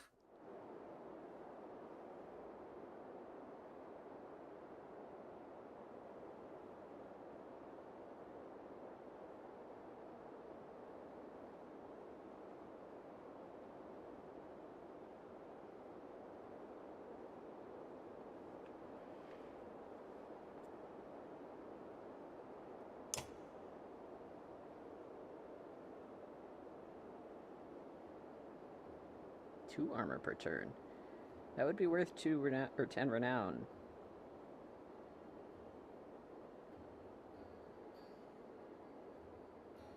But I don't have that 12.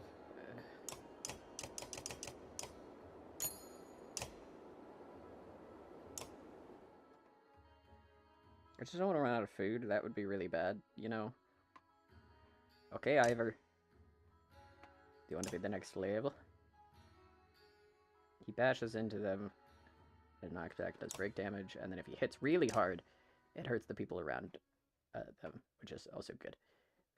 Let's give him another one of these, and we'll give him another one of these. Yeah. Oh, and they still got 2 more. Nice. 13, and then 14. Yeah. All right, Ivor. Good going. Gunnulf is level 4. Gunnulf! Gandalf, get in there. Yeah. Get out of there, Hogan. Get in there, Eggle. Perfect.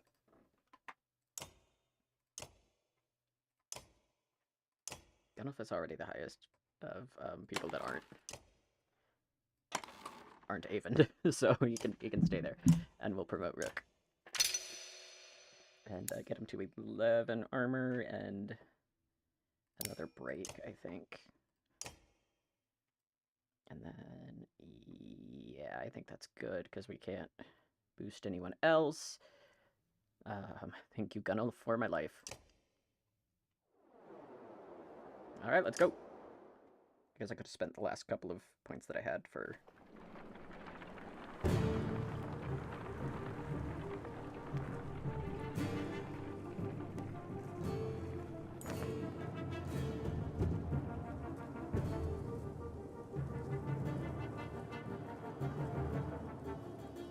Look at that! Shouts one of your clansmen. The caravan stops to watch dredge pooling around the village you just passed through. I hope anyone who stayed behind got out alive, says the lad, but you have your doubts. They're coming, says Ivor, pointing out a line of dredge leaving the village and marching towards you. As you watch, the dredge in front falls over, then one to its left as well. You hear a twang to your left. Nid, the archery student of Odaleaves, who you recall deftly shooting a snow rabbit, is firing arrows down the hill. Another dredge topples. That's incredible, says Odaleaves, squinting, but we should get out of here. Hold on, let her do a few more. Hold on. The next shot bounces off dredge armors, but the one after that doesn't, and the Colossus falls to a knee. Another dredge goes down before you get moving again. Why don't you come along the next time you want to try out that bow? You tell Nid, who nods with a smile on her face.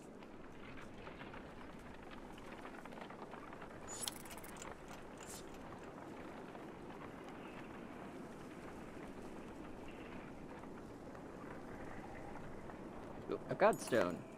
A mother's scream floods the caravan. Her daughter lies dead in a tent. We all know who did this, she spits, staring directly at the woman she scuffled with previously. Murder over marriage in these times, something must be done. The accused woman remains silent. Let's give an investigate. A healer joins you in inspecting the young girl's corpse. An old infection, says the healer. No puncture, no choking, no poison. She died of disease. You report the news to the caravan. The mother admits that she had always known her daughter was ill, and everyone moves on.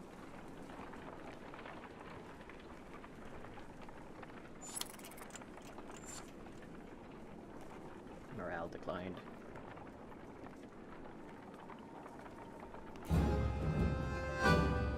Godstone. 2!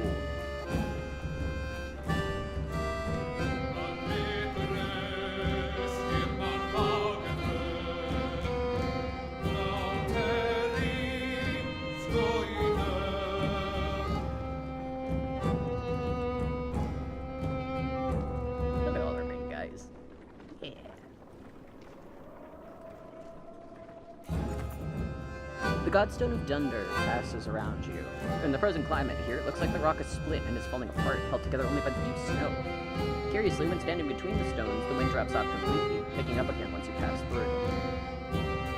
Oh, let's wonder if we should rest here for the night, says Ivor, who seems to have noticed the same thing.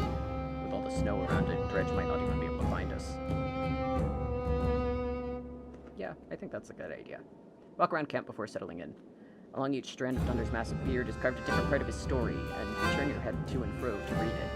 While the Loom Mother, who was first to create, she soon found a counterpart in Dunder, who embodied her ideals in a masculine form. Dunder took some of her creations, gave them beards, and showed them the secret of smithing, though many remember him, just as fondly for teaching the meanings of song and mirth. As the camp settles in, you notice a group of boys huddled around something. They show you an offering box carved into the Godstone itself. The box is an elaborate construction of interlocking pieces which slide around when touched. We can't get it open, they tell you.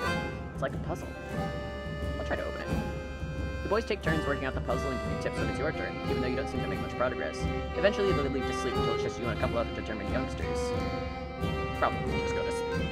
Instead of spending all night on the silly game, you go to Alette and huddle together to keep warm. You wake up with a thought so profound it strikes you like lightning. Rushing back to the puzzle box, your fingers move with purpose until you hear it click. The lid springs open. Inside is nothing. Ah, no, says a boy who was watching. What a waste of time. To your surprise, when you close the lid, the whole box detaches from the stone. With the strength to take it with you, you're suddenly glad you didn't spend all night working on this.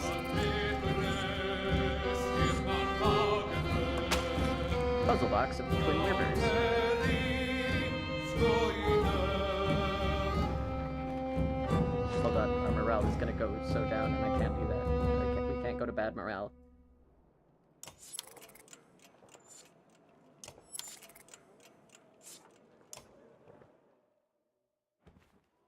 I don't know if we've ever spoken. I'm Nid, your rook, I know. We've been traveling together for a long time. Isn't it strange how you can be so close to people and not know them? Every day I pass people I swear I've never seen before. I wanted to thank you for letting me join you.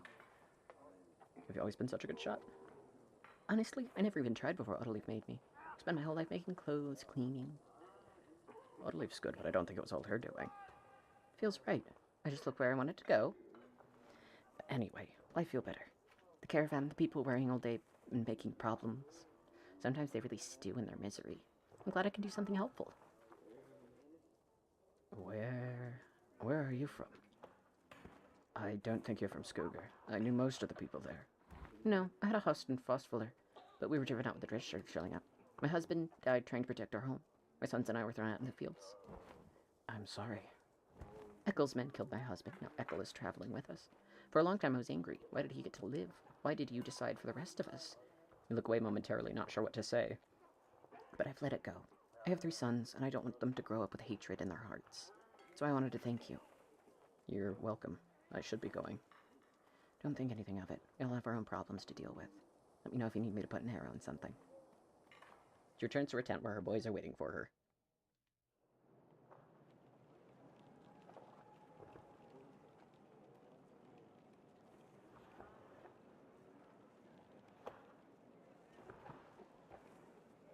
Alright, we go.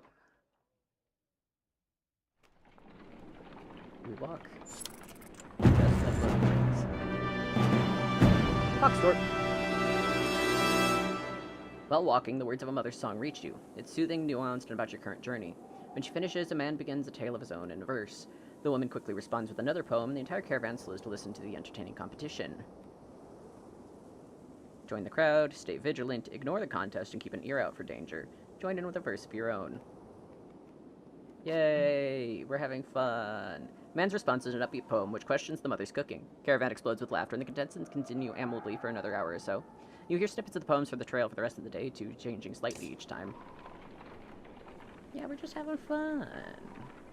Can't always be bad. Doom and gloom.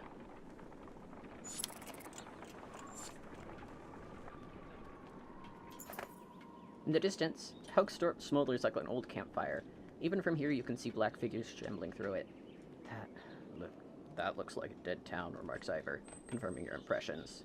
There's usually survivors, Autoleaf reminds you. There's no time. We need to keep moving.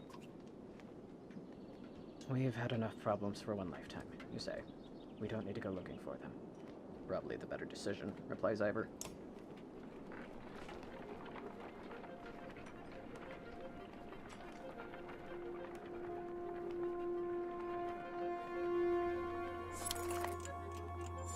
Unar, the quirky old man with the leather headband, says, "If there's one thing I know better than women in mead, it's, well," he smiles, "well, nothing.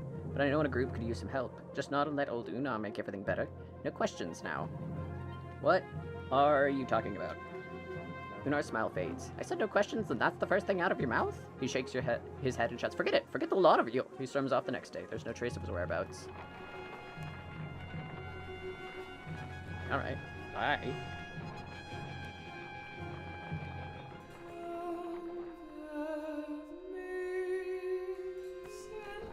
Oh, another godstone. Today. Sorry.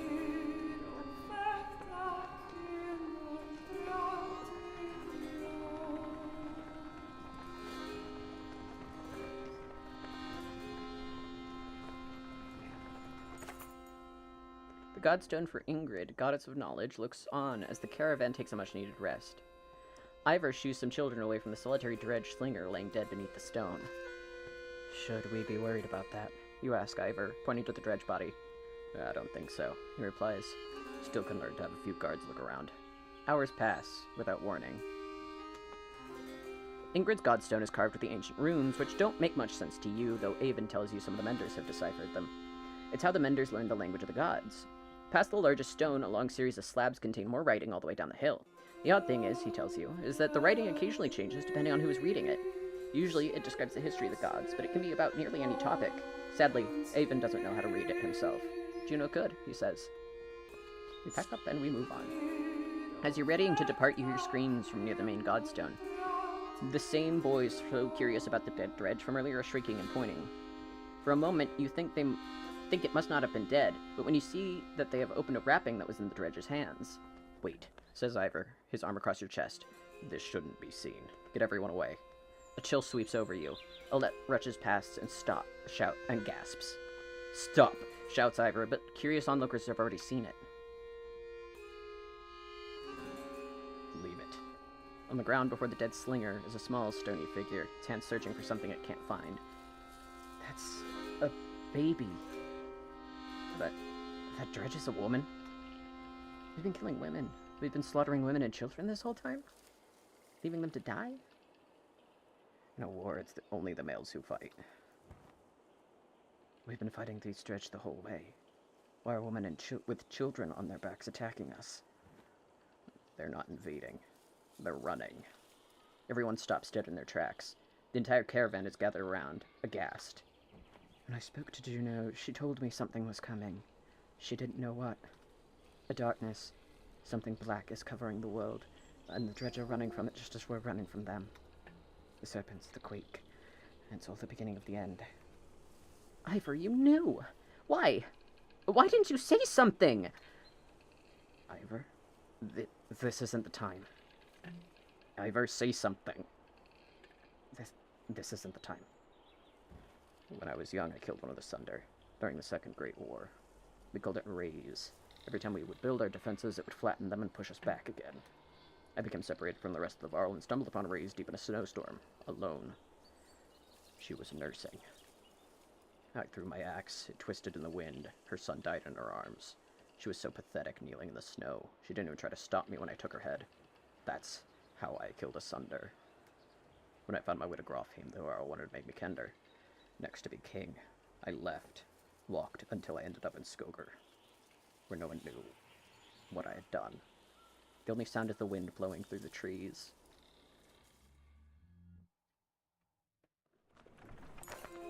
For a long time, nobody says anything until the child breaks the silence. What do we do with the baby? She asks. A lump forms in your throat, looking at the small obsidian creature squirming before you. Put it in a vote, insist on taking it, insist on leaving it behind. Stay out of it. Rip voice, ooh, no, we're not, I'm not.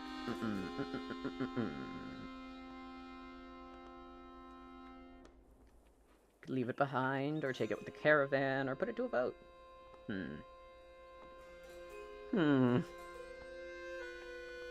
The thing is, I feel like if we take it, and we take care of it, we don't even know what to eat, right? These are monsters, as far as we've been concerned up to this point, and, killing them has been the right thing to do.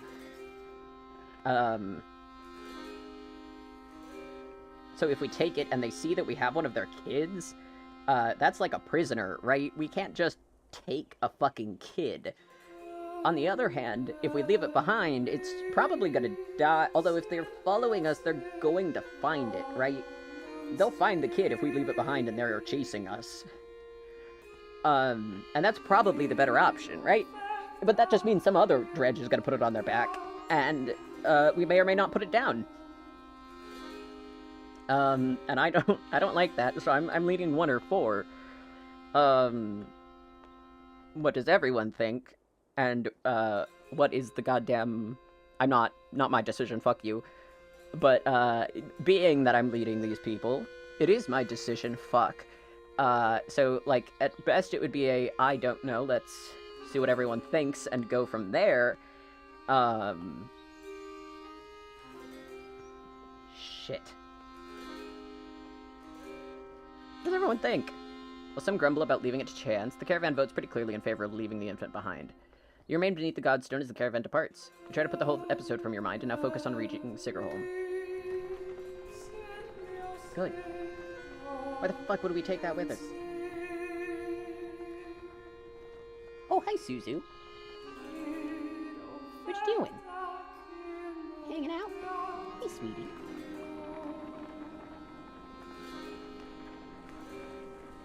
Oh, we walking. 1-800. We are walking. You're making the usual rounds when you hear a rather loud debate coming from the area that Varl have gathered. Ivor joins you as you approach. Thank you, Ivor. I always feel better with Ivor at my side. Ubin, you'd rather be known for falling asleep and dying in the corner of a meat house than battling a Sunday? No, I'd rather be known for not dying. Take some warriors, plow head first into the dredge. They follow you into the hills, get lost. Now they're not following you. When you did this 100 times, did they have Bellower leading them? Have you ever heard about the time I hit Bellower in the head with a throwing axe? Both halt the debate and suddenly notice you watching. Don't stop on my account. Careful, my friend. A lot of old history is getting thrown around here. The warriors are just noting that there's a damn good number of dredge on our asses. Bellower pulling up the rear. This one thinks he can just wander up there and throw them off our tracks. How about some gratitude? Thought you'd be happy to finally be the oldest Varl in the land, Ubin. Never happy to lose more Varl, Krumer. Besides, I'm not convinced you're really older than me. Old rivalry's got you here. Nobody's going anywhere. I'll leave it to you. I'll leave it to you. Old rivalry you've got here. Moments like that remind me I've wasted too much time doing nothing. In the old days, I'd already be halfway to the battlefield by now. Speaking of which, you're coming, Yinva. You'd ask Bellower for your arm back. Don't think so. Not exactly in the mood right now. Alright then, I'll tell Hardborger you said hello. Grimmer and a good many Varl warriors head out towards the growing army of Dredge. Is he going to come back?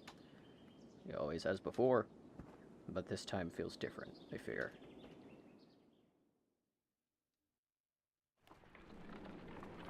Doing Ubin's voice is hard because I have to talk from, like, my hips. You know how hard it is to talk from your hips. You know how hard it is to talk from your hips. To think about the amount of pressure that you have to put out to, like, exhale that much air. Several women are talking expressively at the young girl found nearly frozen to death, now called Okfrosta. That feels mean. The quiet child's face expresses quiet terror, aggressively jabbing at the dirt with a stick in which she clearly uses to draw on the ground.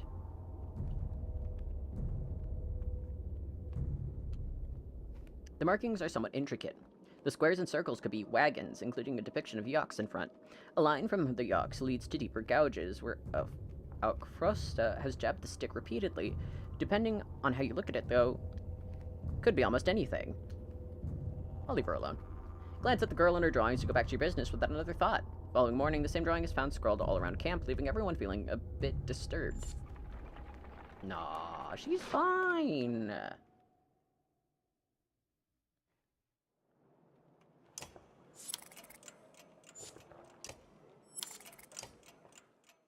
She's just drawing what she sees, and it's us, the caravan, walking somewhere. Gather round, doubters, echoes a shout in the distance as Krumer and his band of warriors break through the nearby foliage. And behold the invincible Varl! The caravan is thrilled to see Krumer return safely. And if you apologize, I'll tell you how I found these, Krumer says, tossing you a pair of leather gloves that look big enough for a Varl. He leans in close, whispering so Ubin can't hear. Had something to do with a raven's nest and a hair tie. Gained items. Dunder's hand.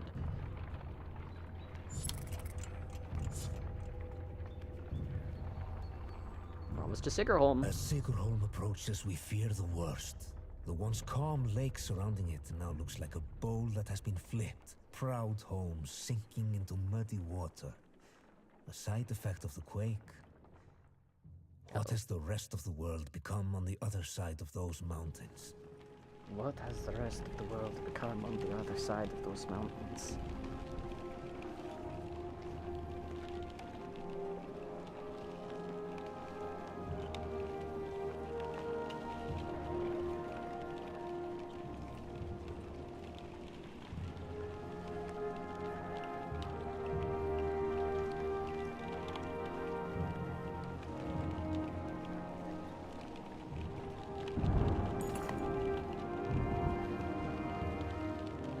catastrophe to another, says Autoleaf as you pull into the Sigerholm. The town appears to be sinking into the lake. Townspeople peek from dark windows and makeshift hovels further up the hill. No, says Avon, looking frantic. Where is she? He runs to the front of the caravan, looking out over the water. Juno isn't here. You get the creeping feeling you're not welcome either. Going upriver looks out of the question. The beach is bare aside from the occasional skeleton of a ruined fishing boat. You reluctantly set up camp in the town.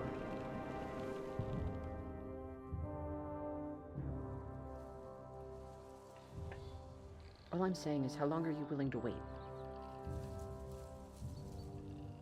While taking stock of the caravan, you've inadvertently walked into a debate between Autoleaf and Avend. As long as we need to. And I think we need to get out of here. I don't feel good about this place. Why? What's wrong? Something doesn't feel right. People are staring at us like those vultures in the wastes. I'm sorry, Avend. I think Autoleaf is right. I saw a man the whole time we were setting up. He was just watching me. In a creepy way. How long before the dredge find is here? Juno will come. Just give it a little more time. Listen to me. I need you to trust me on this.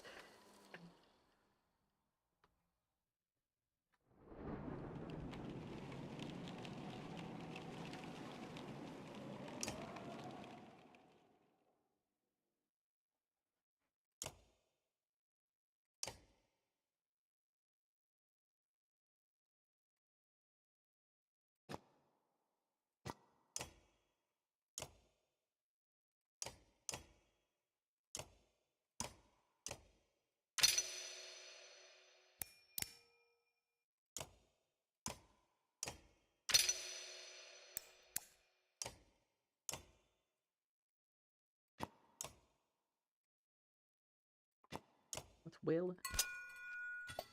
Willpower plus 3 per turn. Oh, okay.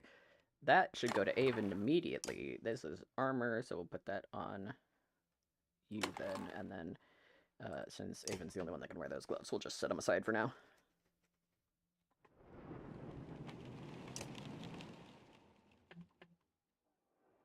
You're really worried about her, aren't you? What? What? Oh, Juno. Worry doesn't begin to describe it. If she doesn't find us here, or something has happened to her... Are you sure what you saw was real? It could have been a dream, or I don't know. You were pretty exhausted. I don't know. To be honest, I'm not sure anymore. Everything is a blur. Don't tell the others I said that. I have to hope it wasn't just a dream. You think about what you want to say. What's it like to be a mender? How exactly does weaving work, anyway? Why is Bellower still following us? I won't take any more time. What's it like to be a mender? Being a mender? I guess I never really thought about it like that. It's just part of me. They were very young.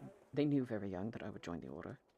Born into it, you could say. My mother and my father are both menders. The guild is for lots of people now, builders and healers. Do they all pull lightning out of the sky? No, that's not normal. It's one of the reasons I know Juno. She's one of the council. She helps me control things like this, so we don't end up scaring people. How exactly does weaving work, anyway? Well, the hardest part is usually seeing the threads. Everything is part of tapestry. It's made of threads woven together. You can see the threads, you can manipulate them. I don't know how to explain it, really. It's like trying to play a harp with invisible strings. Look at my staff, for example. Some menders carve intricate patterns in the wood to help them remember the shapes of... like I said, hard to explain. You think about what you want to say. Why is Bellower still following us? I saw Grofking as it burned. Even gets a faraway look in his eyes. The thunder blew through it like a tempest. The Varl fell in thousands. Most of the thunder left the city and headed south. Who knows where they are now? They might be destroying every town they come to, or headed towards Arborang. Bellower stayed in Grofheim just for the sport of it, I think. As we fled to Einatoft, I thought he must want to wipe the Varl off the map completely. But then he came after us. Maybe he knew Ivor was the one who killed Reyes. Maybe, but Let's just make sure he doesn't catch up. Do you think this is the end times? I don't know what to think. I wish I could give you a better answer. Even if we escape the dredge, that serpent said a darkness was covering the world. I don't know how long that will take, or what it means, even. I'm just trying to solve one problem at a time. The Menders are in Aberang. If we can find ships and make it to the capital, we might have a chance. You think about what to say. I won't take any more time. No, it's okay, Rook. I appreciate the talk. It's good to stay grounded. I spend all day worrying about serpents or sunder. I think a lot of people are intimidated, or scared, maybe, of me. Don't worry, it's nothing new. I'm used to it. Maybe sometime we can talk about things that don't include the world ending.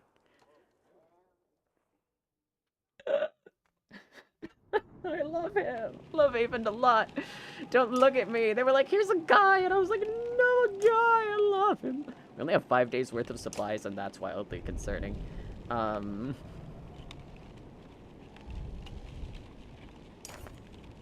scuffle has broken out in front of the houses. Thief! One shouts one of your people as a group of strangers flee from your camp. Odaleaf is already running their direction. They took our supplies, you hear from nearby. Chase the thieves, try and talk it out with the locals, tell the caravan to get ready to leave, ignore the theft, and protect the caravan. We'll fucking chase them. Come on, you shout, and several join you in the chase. You wander to a beach where some men have been waiting for you. Some terse words are exchanged about whether anything had been stolen or not. You don't see who draws the first weapon, but it ends the conversation dead. Uh-oh. Time to kick some ass. Alright, let's fucking kill some people.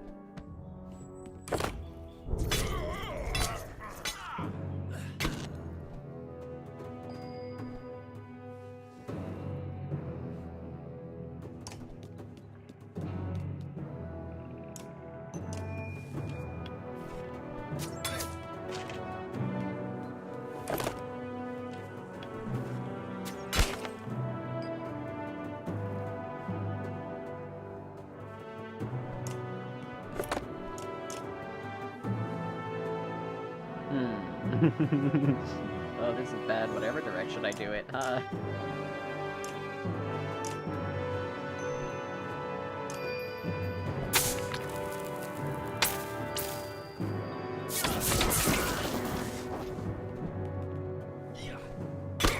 Yeah, this is the game with the daughter who solves your problems. One of the many. I'm sure, as we're all aware. Yes, cut off. Yeah, no. Yes! Oh, I missed Gunnel! I missed Gunnel so much.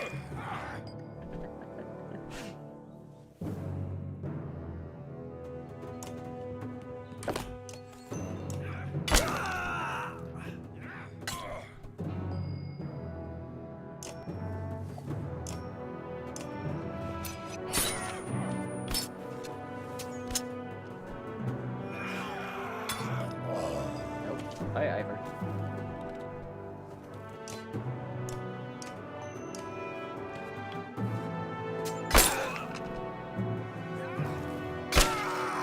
I've been solving most of my problems. I would even say I've been doing pretty good at solving most of my problems.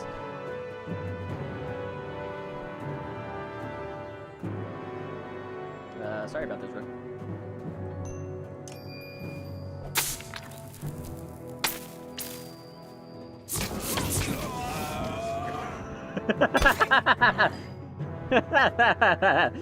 Oh, I should have seen that coming.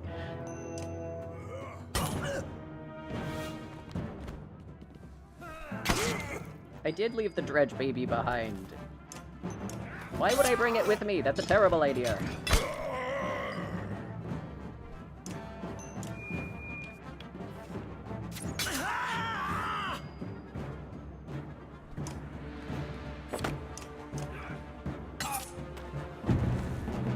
Got him.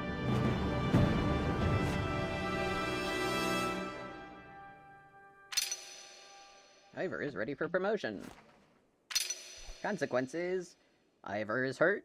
Again. Rook is hurt. Again.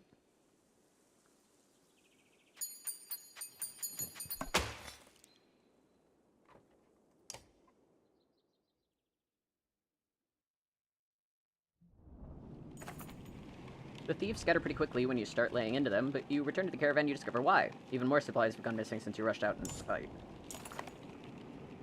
Random assortment of people from the caravan confront you. Listen, it's this one. We don't feel safe here.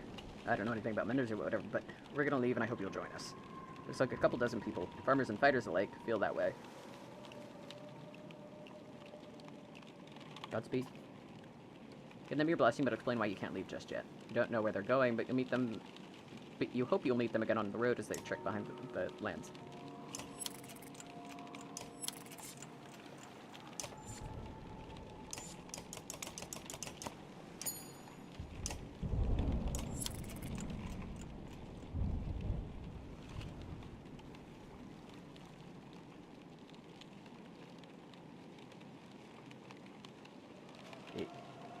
Even do we have to go, buddy?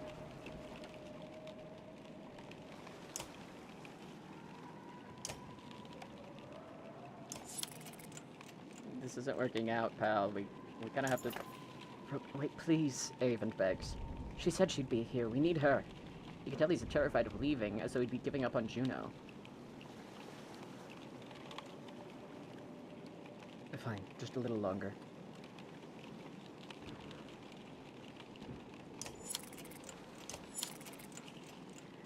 Okay, buddy, we have to leave. I'm sorry.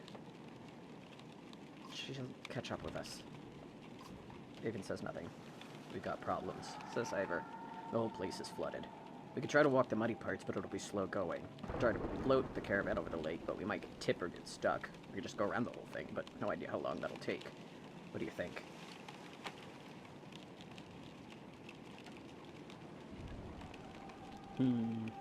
Attempt to ford, caulk the wagons, pay some locals, detour.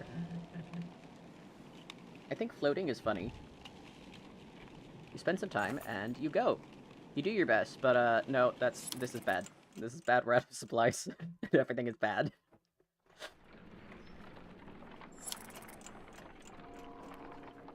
People are starving, people are starving, people are starving, we're out of supplies.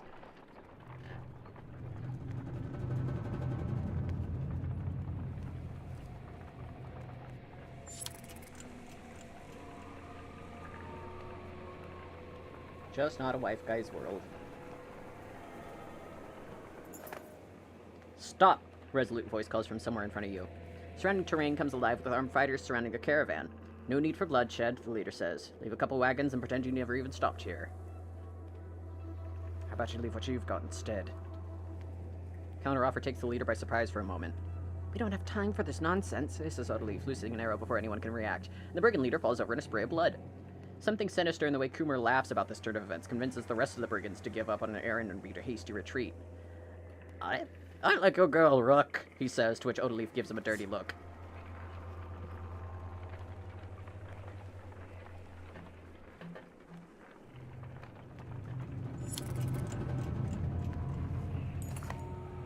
As you're about to head off to sleep for the night, Onef pulls you aside.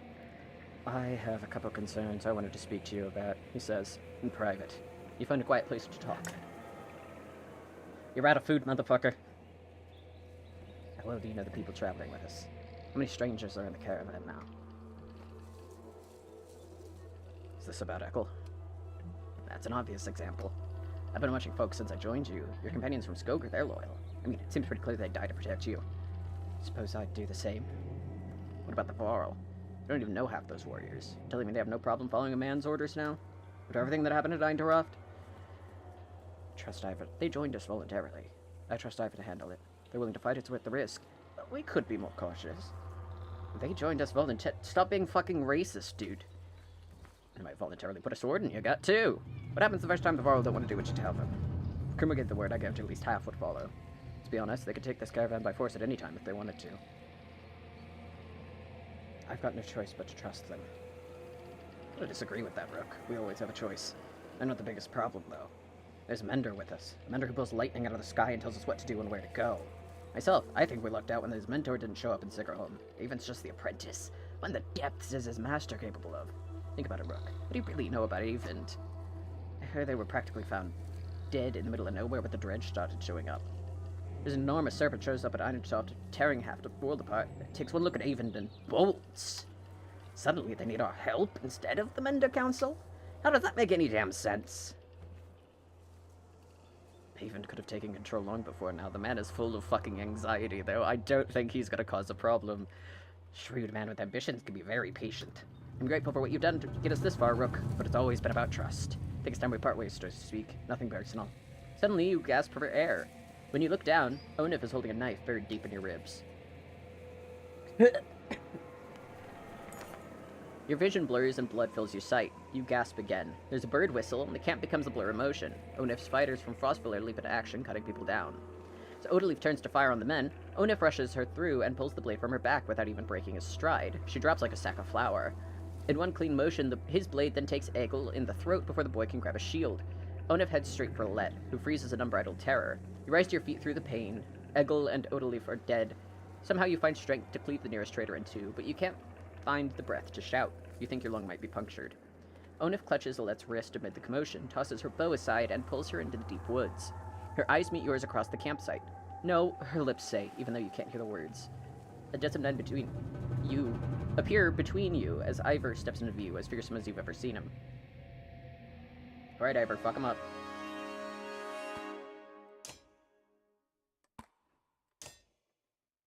Dare you fucking take people that I invested fucking points into. Damn you, motherfucker. Sick fuck, goddammit.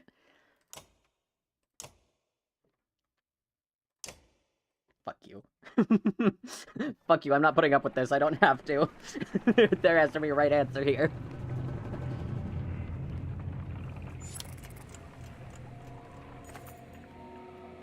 I want to find a place I can talk to you in private. What's on your mind? Traveling strangers. We have picked up quite a few.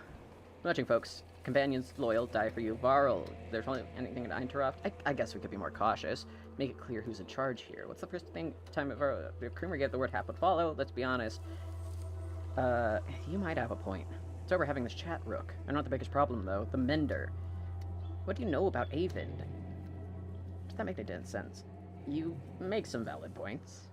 Points you should have made on your own. Grateful for what you've done, but it's always been about trust, nothing personal. No. He's gonna kill my buddy still. No.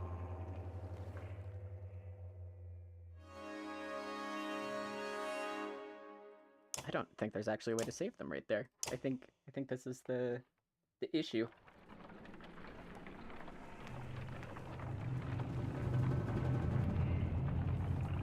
Yeah, Egil died. No achievement. I want the achievement, motherfucker.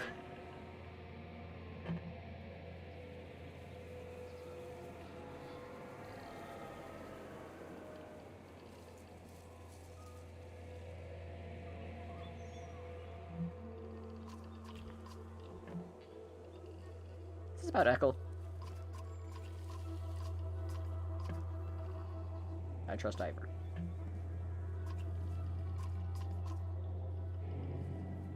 What do you suggest? Throwing some balls.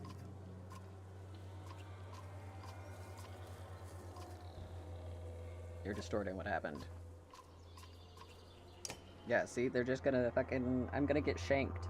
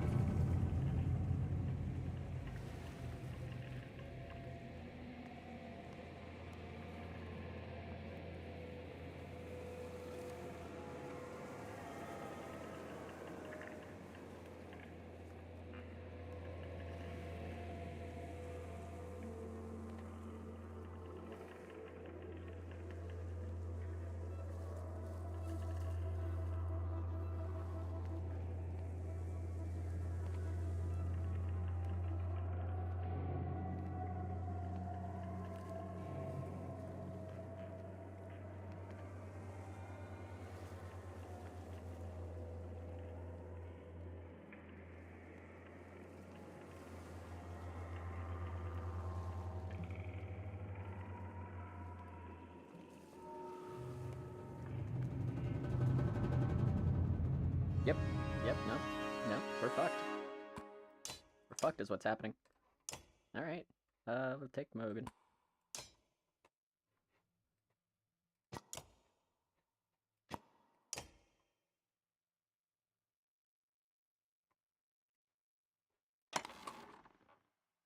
Put it on the archer. And now we fight. Rip Eggle. God damn it. Fucking Eggle.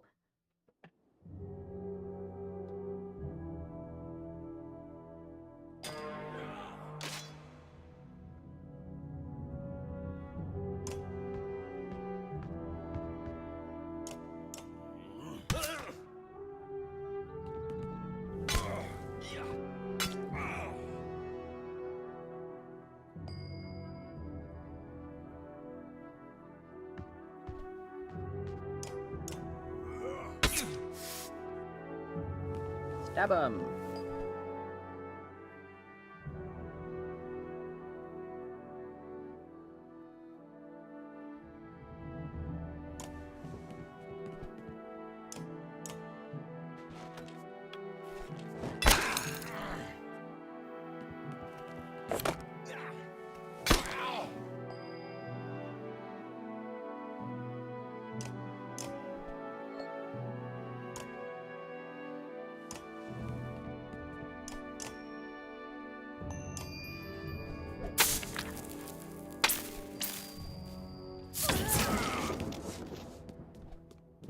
That pause was, in fact, me looking at the wiki. Shut the fuck up. I didn't want to, like, waste a bunch of time if I couldn't, you know? And it turns out you can't, so... Like, you would have had to do the right thing, like, 6 chapters ago, which was not taking Odev.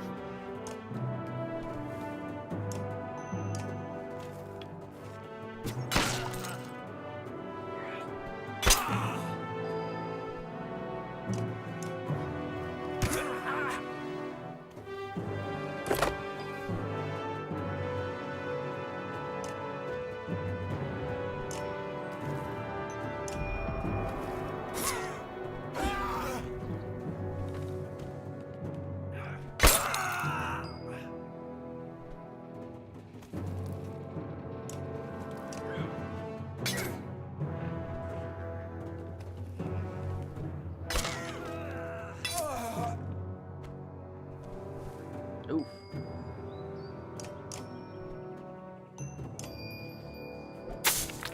Take some lightning damage. Fuck you.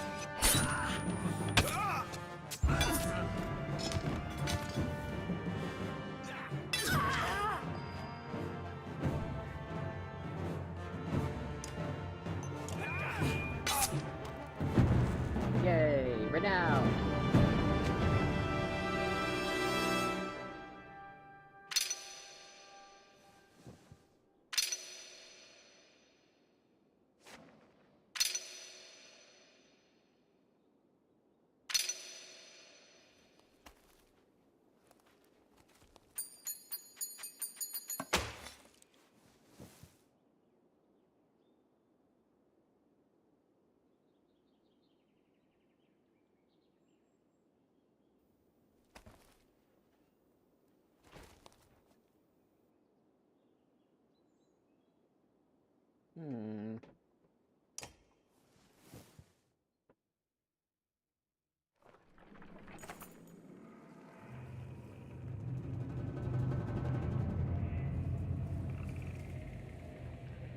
Where's Alette? Shouts Ivor, tearing through the nearest bandit, but you're already huddling into the deep woods where they disappeared, ignoring the battle raging behind you.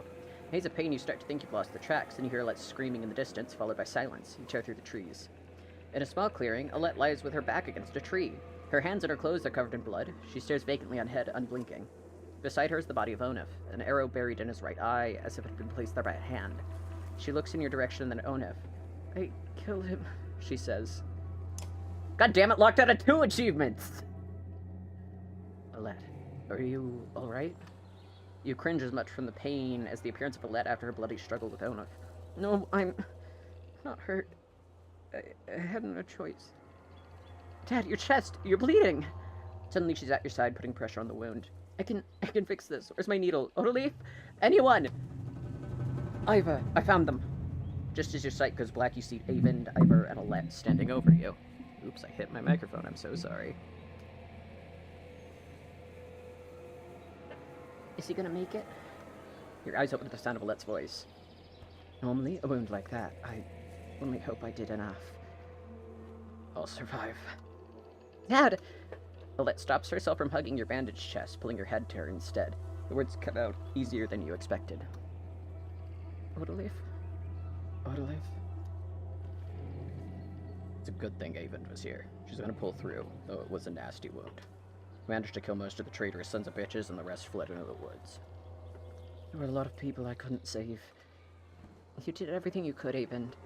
Nobody expects you to raise the dead. He even frowns deeply, putting a hand to his forehead. No, stop, don't tell him that. You've activated his trauma. You can't raise the dead. Avend, who the circle has been trying to get to raise the dead for fucking 5 years, like, No, I'm kidding. I don't think that's his plot line, is that they've been trying to turn him into a necromancer. We're fine. Why did Onef do this, Rook? He was talking to you right before it happened. He had been planning it all along. He thought my leadership would get us killed. I don't know. He thought my leadership would get us killed. Utter bastard. All this time we had no idea. Echo killed a good half-dozen of Onif's men by himself. He told me Onif was running from Frostfeller the whole time. He left Frostfeller behind when he saw a better opportunity. Guess that relationship is over. Echo was always just a parking dog you put in the yard to find out who your enemies are. It's no accident Onif went after those of us from Skoger. He must have thought with us gone, he'd take the banner and the rest would fall in line. Or worse, they'd take all the supplies for themselves and leave the rest as dredge bait. We have to be more careful. We can't just let anyone join the caravan anymore. No, nothing changes. We're not like him. Where do you draw the line, Ivor? We'll be more cautious. Where do we draw the line, Ivor? I don't know, Rook. I really don't. None of this changes the fact that Beller's out there somewhere following us. That swamp around Sigurholm might buy us some time, but we've got to keep moving. Your body aches all over, but Ivor's right. The road calls. The caravan's already starting to pack up camp. And I'm still out of supplies. Odaleaf, are you okay? How's the wound? You notice Odaleaf winces as she rises to greet you. It's doing a lot better. When I first saw it happen, I thought for sure. Well, I'm really glad You would have missed me, Rook? She smiles. Without Avend, that's all you could have done. Instead, you'll have to put up with my crap a little longer. It still aches like you wouldn't believe, though. Maybe you would. Heard you took a stabbing yourself. Guess things could have gone worse. How's your husband doing? What do you think about the caravan? I'll let you get some rest. How's your husband doing? Odaleaf's smile falls like a lead weight. I'm sorry, Rook. I'm sorry I didn't tell you sooner. He died in Anertoft. It just didn't seem like the right time to, put that burden on you. I should have said something. It's been lonely without him. Glad to have a let around. And you, Rook. What do you think about the caravan? You mean, should we start kicking people out? That's a tough one. Usually I'd be the first to give you a dirty look for suggesting it. On the other hand, I got a sword in my back. Odalith thinks for a long moment before sighing. Don't send anyone away. Just make sure nothing happens to Alette. I'll let you get some rest. Okay, thanks. I'll take you up on that. You know, you're welcome to keep me company. I'm a little more awake. I mean, I'll talk to you later.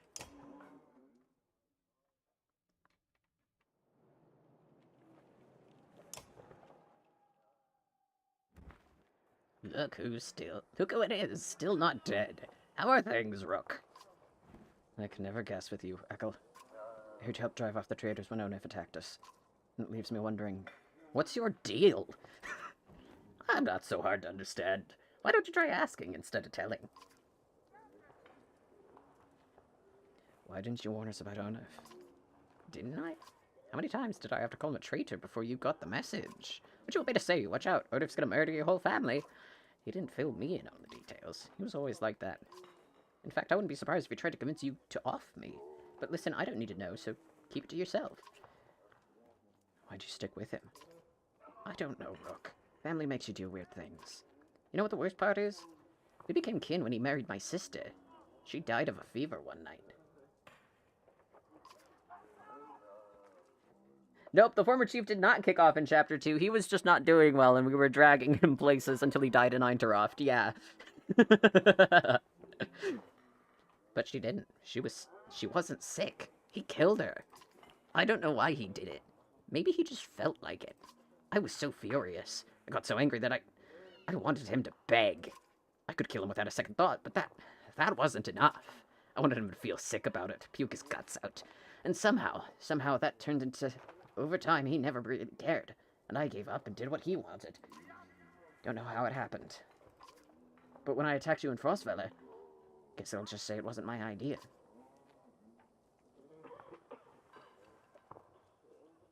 We could use a good fighter. Gotta get a lot more of them without my hands bound, if that's what you mean. So, Rook, I don't have to be a prisoner anymore? So you're gonna let me walk around with my own axe and everything? That doesn't mean I'm not watching you. I can accept that. You're a good man. I need to get going. And I need to take a piss. You're not the only busy man around here, you know. You shake your head as Ekel steps away from camp. Thanks, Ekel. Sorry about all of that. I would love to rest my people so that we aren't dying, but we don't have food, so we just have to keep walking. Which is nice. This is just great. This is your fault, Avend, and I can't be mad at you. I'm an Avend apologist. There goes another fucking achievement! Avend! Aukfrosta, the young girl who joined your caravan after being found nearly frozen, suddenly stands still, refusing to move. She points off to the side of the trail and stares, her eyes full of fear. This again, remarks one of the clansmen nearby. Show me. She nods and slowly draws the tent. Edge, she says, pointing to the tent again and then off the trail. Your confusion prompts her to draw another symbol on the tent, one you've seen before on dredge armor. Send someone to scout, just in case. Ignore her, stop the caravan, lead a full party to ambush what you suspect might be dredge. Send some scouts. A few scouts begrudgingly head in the direction Ostroka is pointing. In a few mere moments, war horns ring out and the scouts run back with a huge continent of dredge in their heels. Though you're able to get men on their feet in time, the fight is brutal and over quickly. You curse your luck to count the bodies. That's okay. We don't have food for him anyway.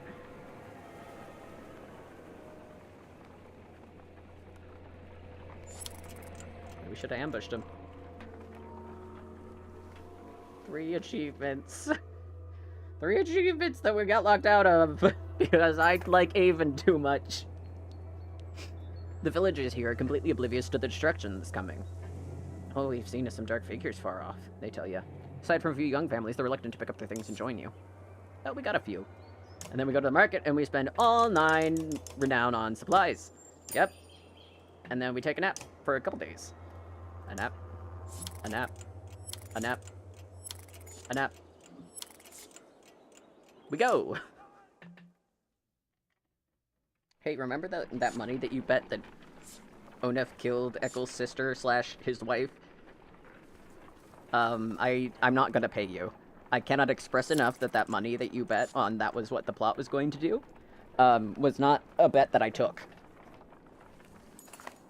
A group of men approach with broad shoulders and thick cloaks. They might be outlaws you hear nearby, and the idea quickly ripples through the clan. One of the strangers approaches, saying, "We've run out of food. Any help would be welcome." His hard eyes reveal nothing of his motivations. You consider how you want to approach this. Offer no food, but inform them of the dredge. Ask them how they came to be here. Fight with us and earn your food. Decline. Offer them a few days of supplies. Sorry, I don't have food, but, we can't spare the food, you say. But I'll tell you this. Turn and run. The dredge behind us follows swiftly. The men exchange unsurprised looks before the leader says, "We appreciate the warning, but it makes our need for food greater." Consider how you want to approach this. If you want to fight with us, you can earn your food. The men look surprised by your offer. In short order, they join the caravan and start sharing tales and drinks. Fortunately, this is less than a day later you've discovered they vanished, along with a sizable portion of my supplies. Which other one did I lose? Is it because the caravan is mad? Yeah, it's because the caravan got so, past that point. A trail of blood leads to a clearing where you find a large wounded Varl. He's gnawing on his shield, swearing at no one in particular, and occasionally slamming his cudgel on the ground. If not for the heavy bleeding, you'd leave this one without a second thought. Leave the food and medicine, and walk away. We can help if you want it. Try and have the healers tend to his wounds. Abandon the Varl and move on. We can help if you want it. In a heartbeat, the Varl is on his feet, swinging his massive weapon. You jump clear as the cudgel smashes through the trunk of a tree. Your party scatters to avoid the falling timber. Once you recover, the Varl is long gone, leaving only a trail of blood, which you decide against following this time.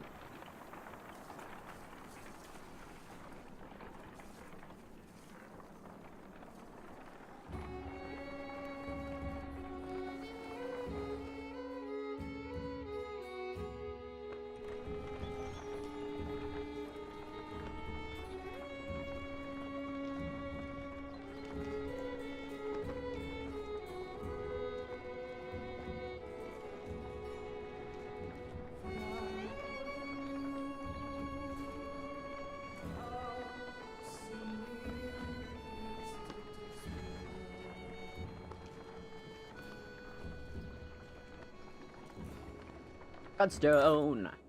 The imposing Godstone of Bjorulf approaches. His severe visage makes it feel like he's watching you even now. The caravan spreads out, happy to defeat the confining forest in an open fields. Hogan pulls you aside to show you some red berries growing on an ash tree that looks like it was chopped down long ago. "These shouldn't be growing here," he says excitedly. "I haven't seen these in a long time." He and Mogan busily go about collecting the berries. In fact, in honor of Bjorulf, some of the caravan crack kegs of mead and wine before anyone can stop them. "To the only gods that matters!" they shout. Everyone drinks, and you're glad for the merriment that swept over the caravan. Inspect the Godstone. You look at the Godstone, Bjornulf's head surrounded by images of casks and drinking horns. Though he was always depicted as being stern, Bjorulf was one of the more popular gods of men in Varl, the ones who taught them how to brew. It seems like more than coincidence that the long fields around Bjorulf's stone have always been excellent for growing anything you would need for a good drink. Let's collect some berries. What exactly are these? You ask Hogan. When I would travel to Beauregard with my father, sometimes he'd buy us a few of these. Hogan replies, "Couldn't be a luckier find, see for yourself." You try one and can feel energy returning to your tired limbs. Not taking a few more would be a wasted opportunity, you figure. As the hour becomes late, the caravan is eventually ready to get back on the road. The day by Bjorulf's stone is one of the few memories that hadn't been tarnished by the specter of bad fortune, you think to yourself. And we got tistleberries. Yay, berries! I was hoping for supplies, but whatever!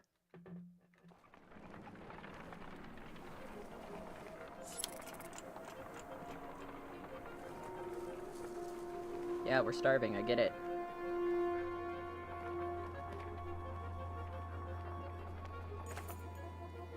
The sounds of a skirmish alert you to Varl surrounded by half a dozen armed fighters. One man spots you and shouts, "Leave us to our business! This Varl killed my father without reason!" The Varl is about to respond when the man attacks.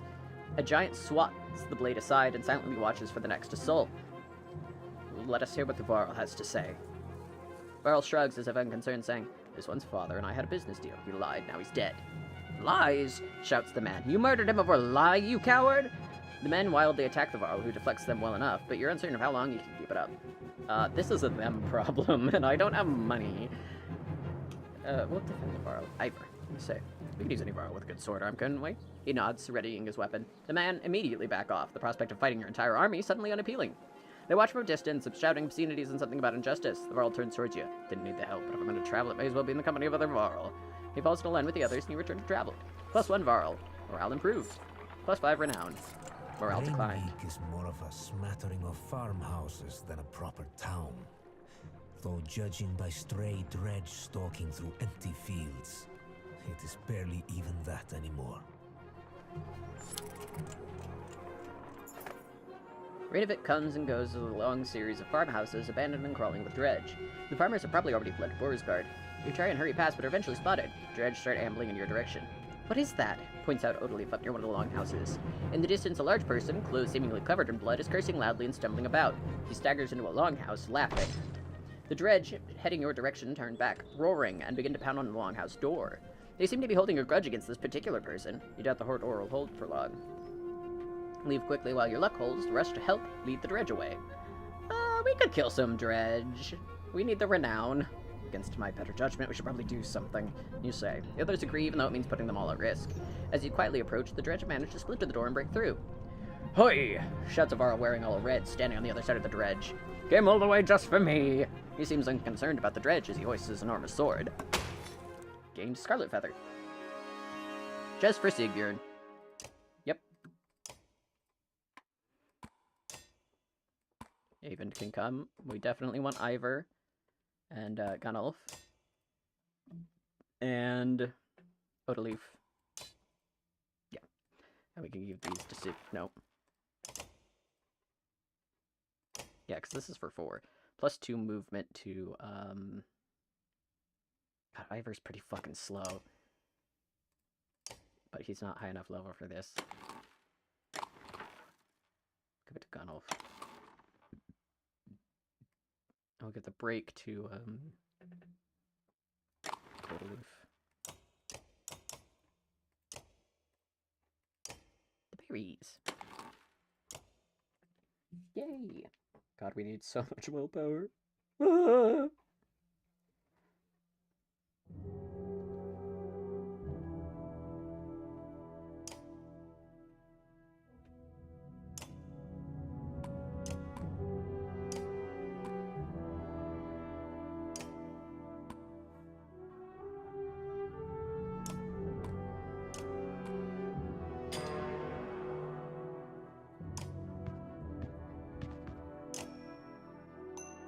Do it, motherfucker!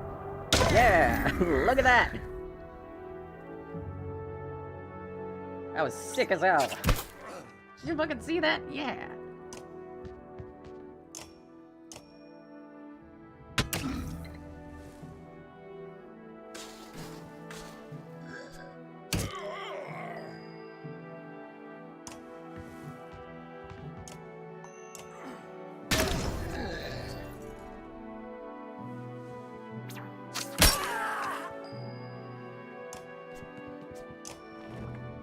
Everyone's in range for this.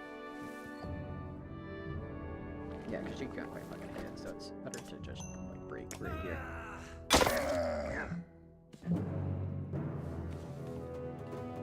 Nope.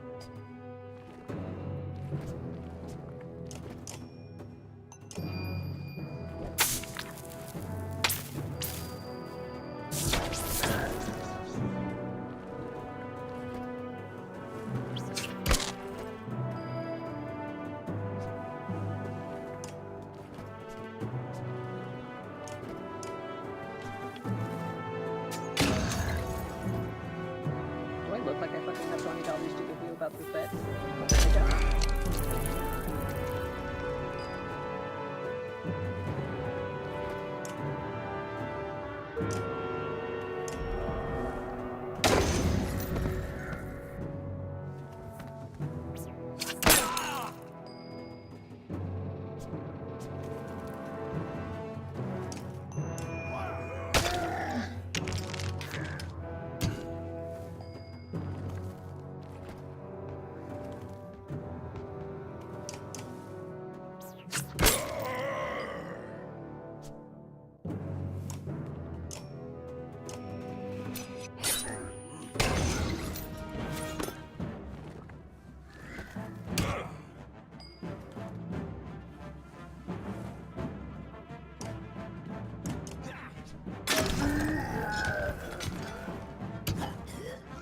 Oh, Ivor.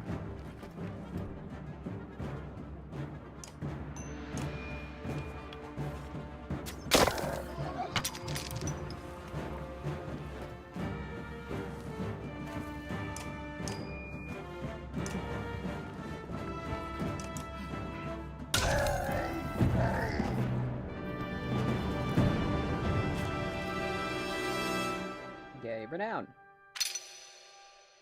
Yeah, I never got hurt. I know.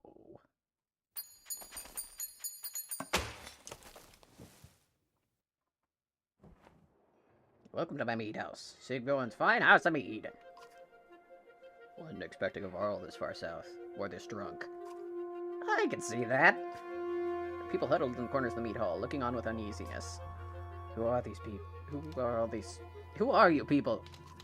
No, they're friends. They made this place. It's not really mine.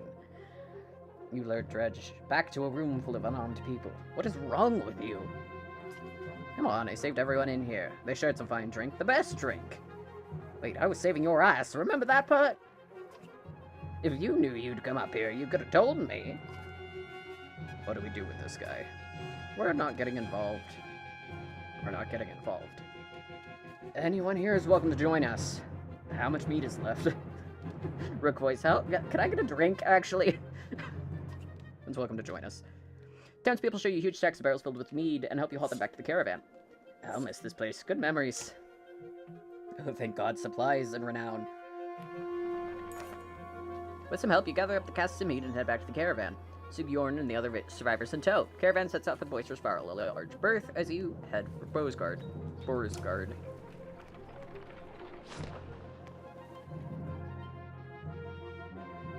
Get a quick 1, 2, 3, go!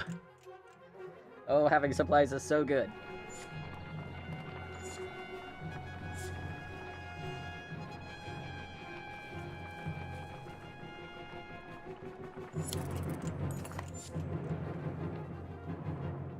Oh, how did I do? Sigbjorn wakes in a pool of his own sick.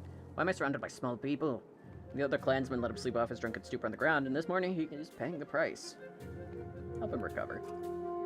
Reluctantly, your clansmen offer any food and drink they can, scrounge together for the moaning Varl. When one offers thin meat, he pushes it away. In fact, take this away from me, it says, handing you his massive meat stein. Eventually, Sigbjorn comes to you.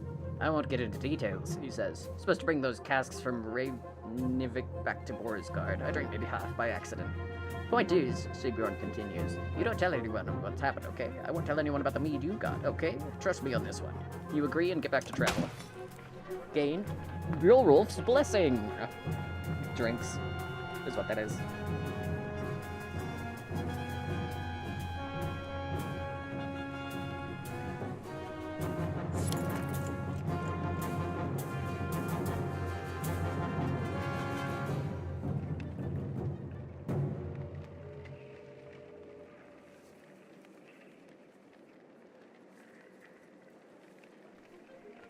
A flurry of snowfall seems to come out of nowhere, then quickly thickens until you're unable to see the man in front of you.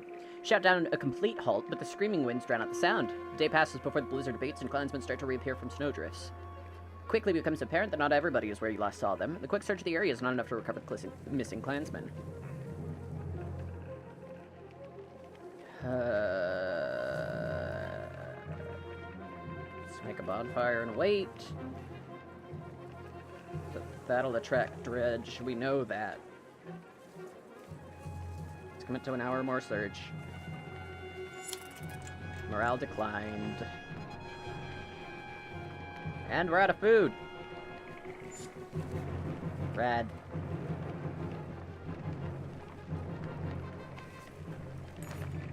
No encouragement or tales of glory will lift the spirits of the caravan. In the north, we have times like this, says one of the Varl. The other giants grin, raising tankards and horns of mead. Skull! They shout and make short work of their drinks, explaining that each person takes a drink when someone tells a story that is more miserable than the last. Others join them for a second round, and mead is passed your way. Yeah! Taking the mead, you shout, Skull! The crowd cheers and laughter echoes through the camp for hours as each person comes with increasingly more absurd stories of woe. The Varl's remedy is a success, and the caravan is in a much better mood the following day, albeit hungover and with less mead.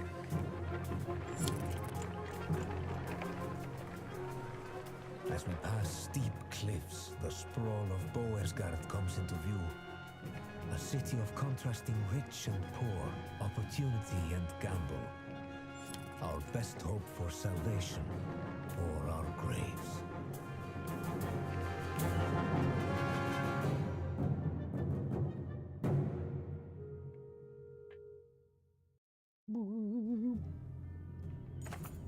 Finally, you reach Borisgard, where the walls stretch for miles in both directions and are littered with bodies of dredge, varl, and men. "Excuse the mess," shouts a voice from above the gates. Looking up, you spy a striking varl, his face wreathed in matted black hair. Movement at the gates catches your eye. Dredge are still banging on the gate doors without luck. "Let us in!" you shout. Sigbjorn pushes back. "I won't be hearing the end of this for a while," he says before yelling, "Open up, Bulwark! They drug me out of Rainavik." A laugh echoes on the wind as the doors creak. A dozen armed men, led by the massive varl, make quick work of the dredge and usher you into the city. You may be interested to know they brought a mender. You didn't go get a mender. Where's the mead? Sigbjorn shrugs apologetically. I guess the mender will do. Either we've got a chance now or we're completely screwed. Rook, we've come a long ways, some as far as Skogar. Are you in charge here? In charge of the governor, I suppose. Listen, if you have something to tell him, say it now. Otherwise, you're on your own. I don't care where you go, but stirring up trouble is probably the only reason you'll see me again. It won't be to talk. Mender, come along. We're going to see the governor. Bolverk and Sigbjorn leave with Eyvind, who goes willingly, signaling that he's fine. Man, this is just like Frostvalar all over again. This is nothing like Frostvalar. The one in Bearskin is probably leading the Ravens. Ravens? Is that good or bad? Depends on who they're working for. Hopefully it really is the governor and not someone trying to strong-arm their way into a seat. I guess we'll wait for Eyvind to tell us, if he comes back. I'm not worried about Eyvind. I'm worried about the army of refugees we brought who don't belong here. You're probably right. Nobody ever uttered a nice thing about Borisgard. So what now? We ought to go to the docks and see what our options are, in case we need to leave quickly. Did you notice the city guards when we came in? What guards? I have a feeling the Ravens are all they've got left. Something serious went down. And when Bellower gets here, he's gonna walk right through this place without even breaking his stride. Let's keep that to ourselves for now. So the docks. Map. Docks. Market. Oh man, we need food, baby. Take all of it, please. Thank you. Bye. When you get to the docks, your heart sinks. Not a longship to be seen aside from the wrecks. Bodies float up in the water, buildings are trashed and boarded up. What happened here? Mummers Alette. They're all gone, says Eyvind, approaching alone. I see you had the same thought as me. Of course I did. We're clever. Eyvind, you're okay. I'm fine. It wasn't a lie. The governor is here. He's in hiding. Why? Since the dredge started appearing, anyone with a ship and half a wit left long ago. People can't leave by foot. Food is scarce, the markets are bare. Borisgard is a fire cake waiting for someone to tip it over. So the governor's paying the Ravens to protect him against his own people. And to keep the peace, so to speak. It's more like a massacre anytime there's a hint of an uprising. Where does that leave us? I promised him the Mender's protection in Arbering. I don't think he's very popular there. They're going to start tearing this place down to build new ships. We can ride the Ormiza River all the way to the capital, leaving another perfectly good city behind. How long will it take to build new ships? Hold on, what happens to the people living in Borisgard? It's the best I could do, Alette. He thought it could take as long as a month. You don't usually make ships out of scrap lumber. As soon as people figure out what's going on, there's going to be riots in the streets. A month? Why bother? Bellower will be here in a week, if not sooner. I'm open to suggestions. Gods be damned, is there no end to this? Ever roars in frustration, leaving you by the docks. Alette gives you a worried look before chasing after him. Eyvind, what do we do about Bellower? Eyvind says nothing for a moment. I don't know.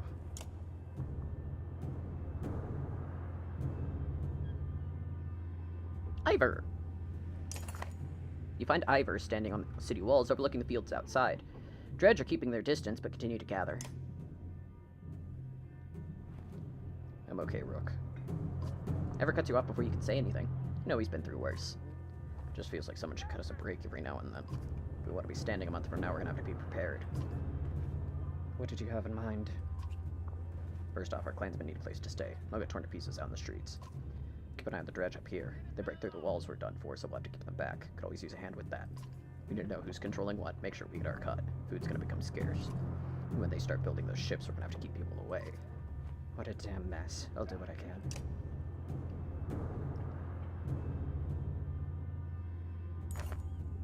Ivor explains, I'm leading attacks with Avon every time the dredge get too close to the gates. Listen, we're gonna lose fighters and varls every day like this. I don't need to tell you what happens if no one is manning this wall. Could always use help.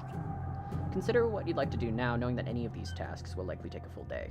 Find a safe place for the caravan to stay, join Ivor in defending the walls, find a source for supplies, help down at the docks, put Krumer in charge of leading the warriors, try and get some rest. Well, step 1 is to find a safe place. The entire caravan is spread out in the streets where they're attracting attention. We could look for a public house, suggests Alette, like Frostfiller. Figure that if you made camp in the open, you could at least keep everyone together, or with the people leaving the city recently, there might be abandoned houses you could squat in. Put some people in charge and let them take care of it. Alette, fix this for me. Go! Put some people in charge and let them deal with it. I can't be here all the time. You tell people who have traveled with you through thick and thin. I'm leaving you in charge of your own fate while we deal with the dredge. They agree and start dividing responsibilities amongst themselves. You know what? If they can fucking do it, I believe in them. And it's 21 farls and fighters because we're starving to death still. They could use your help. One of your clansmen from the caravan finds you. Just wanted to tell you things are fine.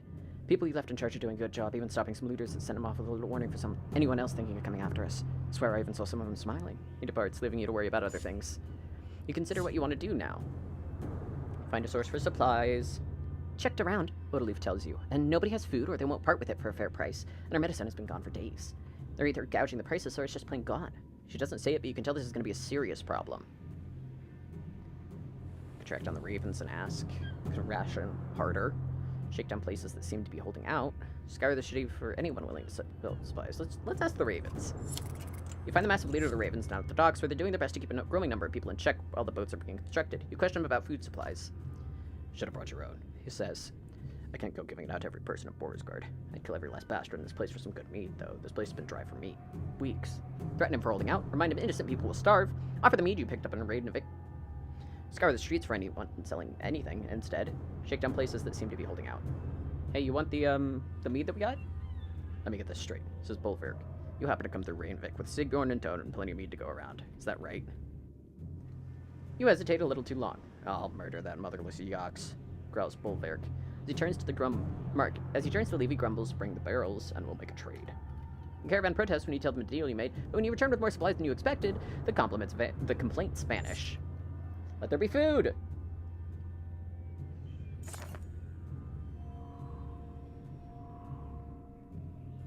Market. Heroes. Map.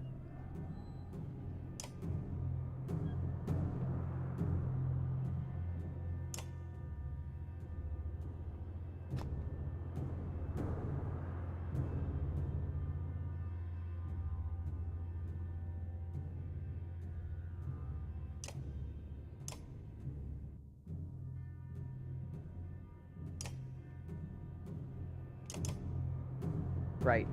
I was like, why don't I have a full party? It's because Egil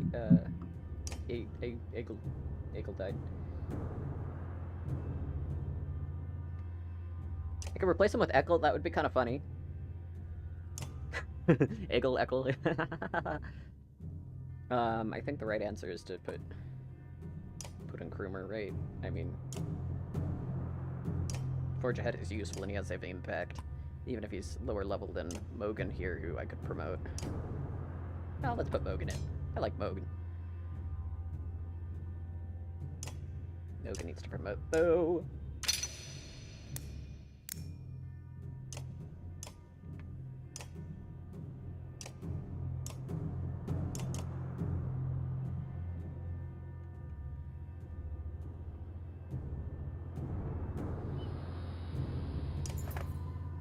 This is bad, says Avon as Ivor approaches, as Ivor points across the battlefield. Aside from the fact that we're up to our necks in dredge, a stone singer showed up. Oh, aside from the fact that we're up to our necks in dredge, a stone singer showed up. We've been losing warriors left and right. If we don't deal with it, this wall will come down by the end of the day. Dad, there's a riot at the dock. Alette runs up to you out of breath. They're trying to smash up the boats. When you calm her down, she says that the ravens are there, but she's worried things could get out of hand. Oh, I think the walls are more important. That stone singer is going to wreak havoc on us if we don't take care of it. Ivor tells you. This will be a rough fight, but we've got to take it down. You ready? You prepare yourself.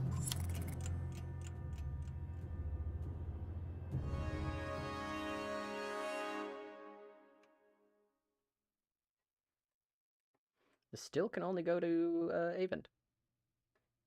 Hey, Avon, do you want this? No, he needs the willpower. And that'll just go to nobody, I guess.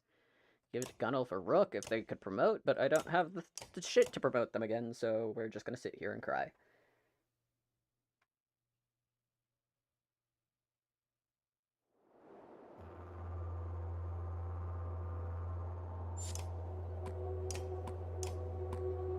We're gonna get them up front. We'll get you nice and get you closer. Get you up here. Get Rook here. Yeah. And then Avon.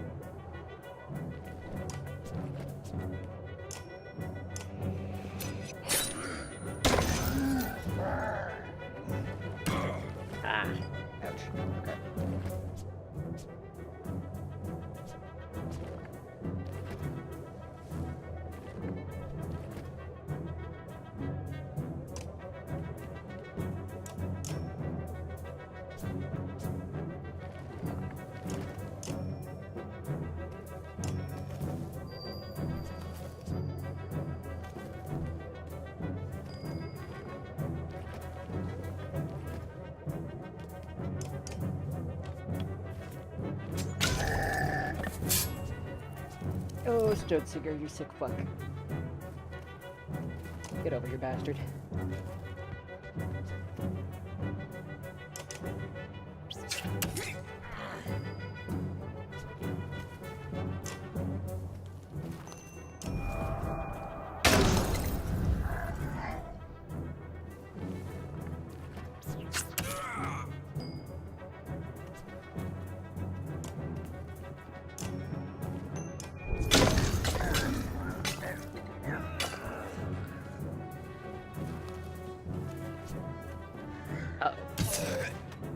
Sorry, Avon.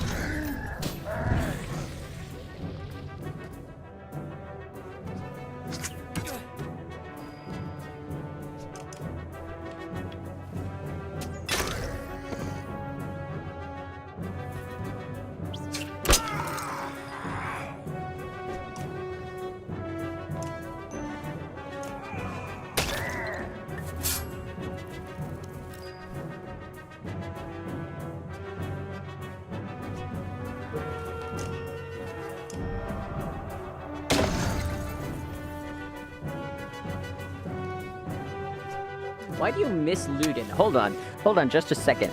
Why do you miss Luden? Give me a tell me. I need to know, right now, immediately. Why are you telling me that you miss Luden? Of all fucking people.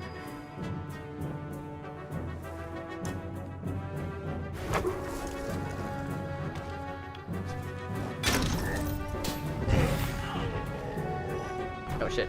There he goes. Oh shit, there he goes. It's okay, I've done these fights in worse circumstances.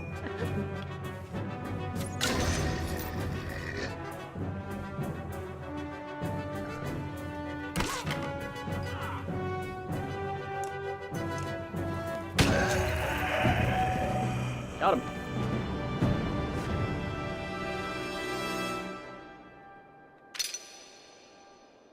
Avend is ouch. Gunnulf is ouch. Mogan is ouch.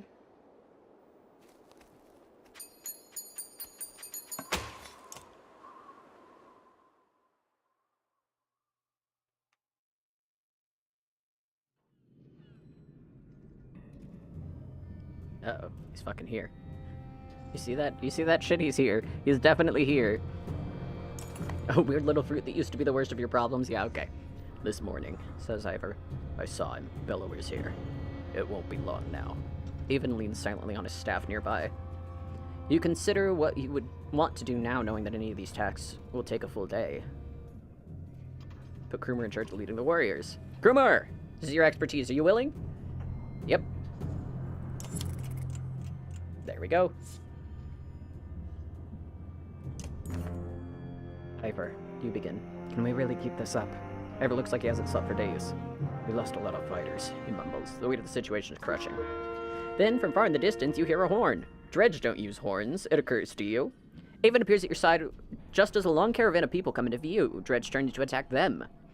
Who is that? You ask. It can't be, says Avon.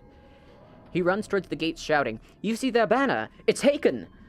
As you wonder how they got here, the gates are heaved open and you charge onto the field, clearing a path through the dredge. It's Haken! Yay! Hi, Haken! Oh, we are all having a bad time. I want to promote Ivor. I want to promote Ivor so fucking bad. Be level 4 Ivor. Yeah! Let's fuck him up. Woohoo! Okay.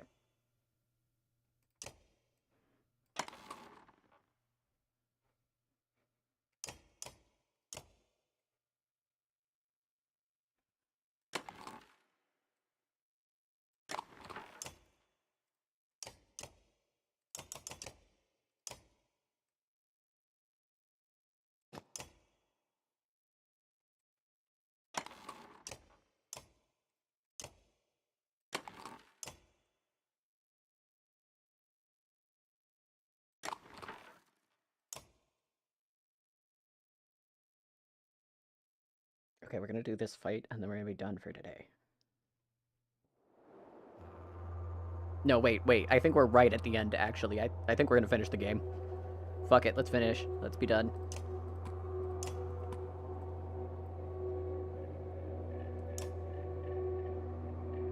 Yeah, this is as good as it's gonna fucking get, I think.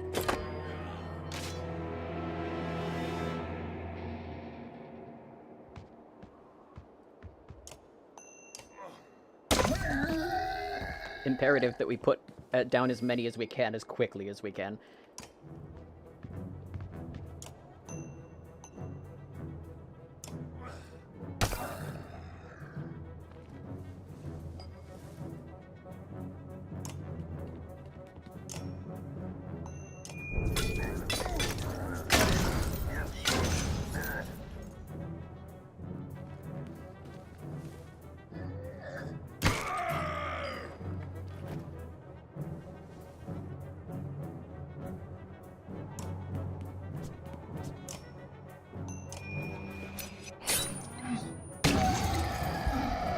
Oh, nice, Gunnulf.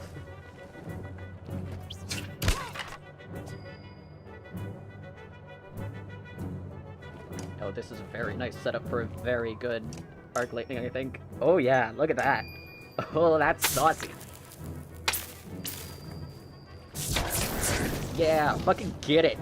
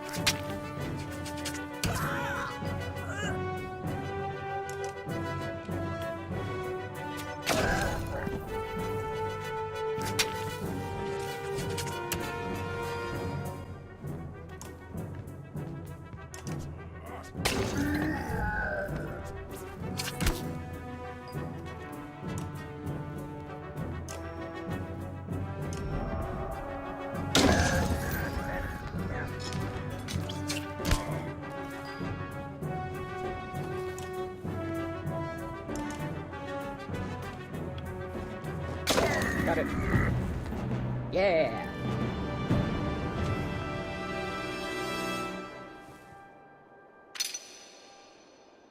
Ivor is ready for promotion. Mogan has been injured. Sorry, Mogan. You did good, though, buddy. I want more renown. Why am I not getting more renown? Juno! I wasn't sure I'd ever see you again, Eyvind. She smiles as they embrace. Eyvind is completely taken aback, as though he doesn't dare believe she's real. I'm sorry. I couldn't make it to Sigerholm. I ran into problems. Problems is putting it lightly. There's a mile-wide canyon practically splitting the world in two over those hills. Couldn't find a place to cross. Worse, dredge are practically falling out of it like blood from a wound. They're not coming from the north anymore. They're everywhere. We noticed. Glad to see you made it out alive. I take the others didn't. Hakon becomes quiet, then motions towards Juno. She got across. She got across somehow. Found her out cold for a second time since leaving Strand. We need every axe we can get right now. Bellower's here. Gods be damned, I thought I was free of that menace. I will deal with Bellower. Come on, no need to tempt him by standing out here.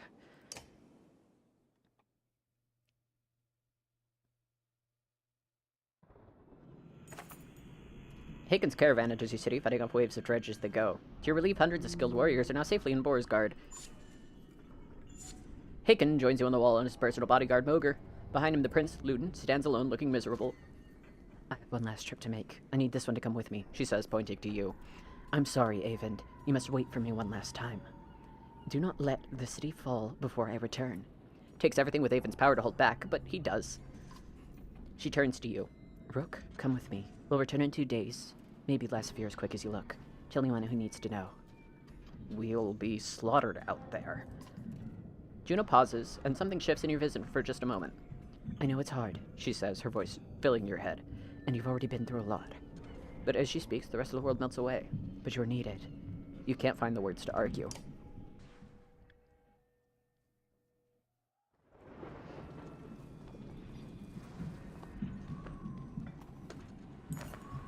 You don't remember leaving the city, but here you are, walking through unfamiliar ground behind Juno. You're alone, aside from the hundreds of dredge who are all facing towards an enormous stone ahead. The hairs on the back of your neck stand up.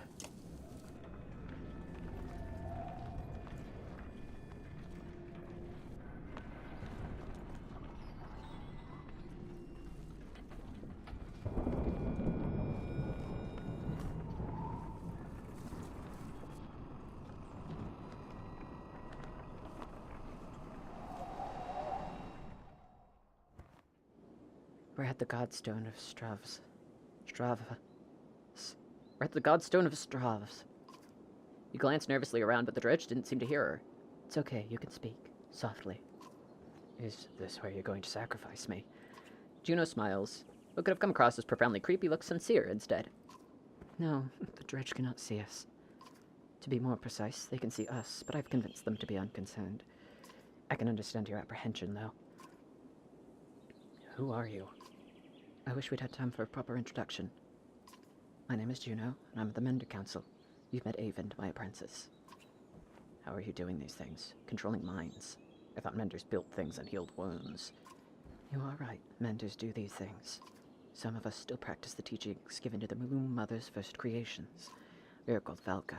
I believe I'm the only one who can influence another's mind. Then why not take control of Bellower? I learned the talent to heal minds, not control them. Though even some Valka have trouble believing this. Taking control of Bellower, it is the difference between convincing a child to sit still and telling a starving bear to stop being hungry. The truth is we're rarely matched for the Sunder anymore. Our advantage is that we can train more Valka. It is also our weakness. The Valka pass on and lose their knowledge, while the Sunder simply grow older and more powerful. Bellower is both immortal and beyond my influence, to a point. Then how do we stop him? The God of Secrets will play a part, as will you. What are we doing out here? Do you know the God of Stravs? Few know this stone exists, even among those who have lived their whole lives in Borsgard. Well, Dengler deals in fortune. Stravs taught men the value of trade in a different way. He showed them it has consequence. Two sides of the same coin. See the silver and the stone? The gales up here wear away the stone, but the metal remains. We need a piece of this silver. The god Stravs is weaved by imagery of silver weapons. The myths say he traded these weapons to the gods, and they use them to kill each other. Those who seek out the stone call him the gods of trade. The Menders call him the god of secrets. He was both. Why are we surrounded by dredge? They seem to be drawn to the Godstone. There are many things we don't know about Stravs. Maybe they see him as a patron or as an attraction they cannot explain. Does Stravs have something to do with the 7-9-Croft? What was that thing? I cannot say. Can't. I have my suspicions, but I've had time at the Mender Libraries, it would be unwise to speculate. For all our knowledge, it seems as though we know very little. Imagine how the rest of us feel. On the contrary, the less people know, the more certain they tend to be. Juno waits patiently for your reply. Why did you pick me? Why didn't you take Avend or Haken? You don't even know me. I apologize for putting you in danger. Avend must keep Borsgard from falling while we're away. And if something goes wrong here, I need to be certain at least one of us makes it back alive. I thought the thoughts of each person when I arrived at Borsgard. You were the only one I knew would return. What do you mean? You would find your way back to Alette no matter what. Juno waits patiently for your reply. Let's get what we need and go. Indeed. You'll need to dislodge at least a fistful of the metal. We'll forge it into an arrow to slay Bellower. Wait, after everything you've told me, make a magic arrow to shoot Bellower. That's all it takes. Why didn't you do that a long time ago? Juno gets a faraway look in her eyes. That is not all it takes. What I tell you now must not be repeated. The arrow will not kill Bellower, even if we were to strike its heart. He has no physical weakness, but it will sow doubt in his mind. When it pierces him, I will help him to believe that he is dying. The rest of you will convince him of it with sword and axe. Everyone who fights at your side must believe it to be true. You're going to trick him into thinking he's dead. That is the most insane. He really can't be killed. No. Someday he will awaken and realize he's not dead. I imagine he will be quite upset. First we must make the arrow. Focus on the task at hand. She looks knowingly at the Godstone, waiting for you to start climbing. Brooke, I'm not certain how the dredge will react when you do this. And behind us it is a sudden drop. So, be careful.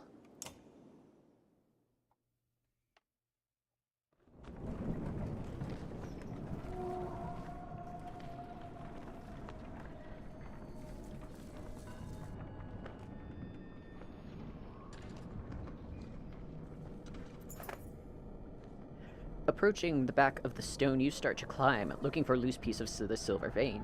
Even without looking out onto the dredge, you can feel each sinister face watching you closely, held back only by Juno's influence. Panic races through your blood. Try to quickly wrench out the nearest chunk. Climb higher, where it may be easier to remove. Let's get up a little more. As you climb, you can't help but notice the stony masks of dredge lined up before the Godstone like worshippers before an idol.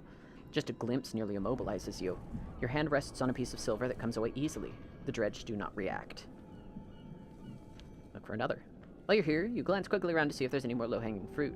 You're able to pry away another smaller piece of silver ore before your nerves give out. You nimbly descend to where Juno is waiting. Well done, she says. As you walk back through the dredge, their heads turn in unison to follow. The dread that lingers, and the shaking in your hands, does not subside for hours.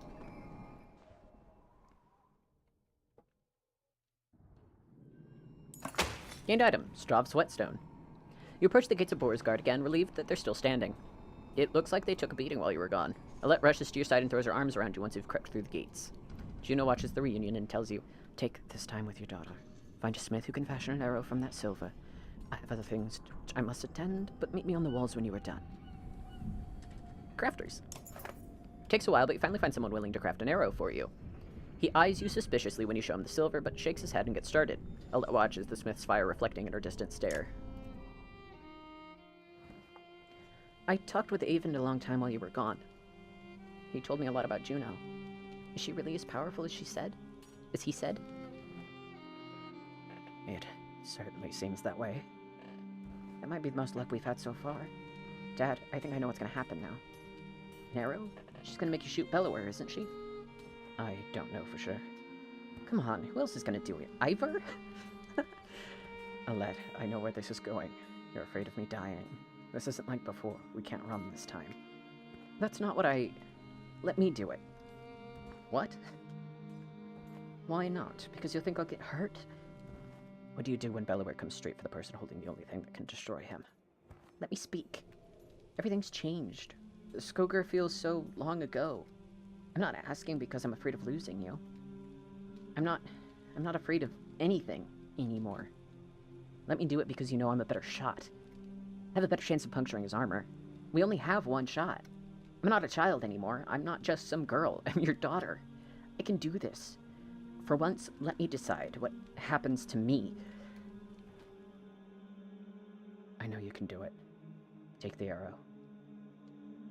She smiles and takes your hand in hers. We'll survive this. I know we will. I'm so proud of you. You sit by her side silently until the smith finishes his work. Oh my god, this is going to kill one of them. Maybe so! It sure does seem narratively like that's about to what's fucking happen.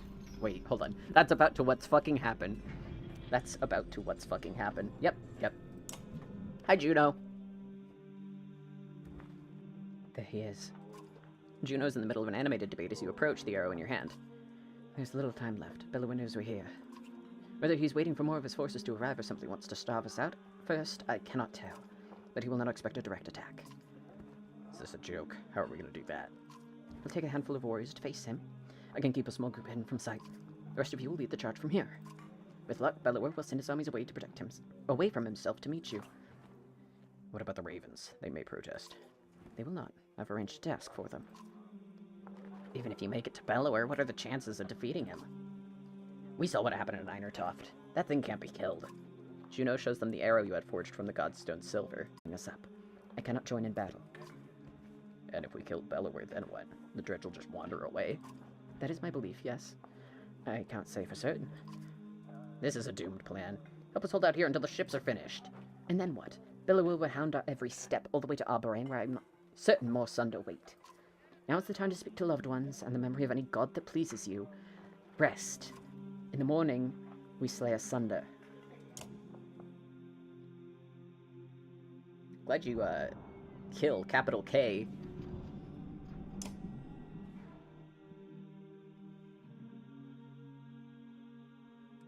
Hold on, I need to maybe promote Alette at least once to make her, able to keep up for this.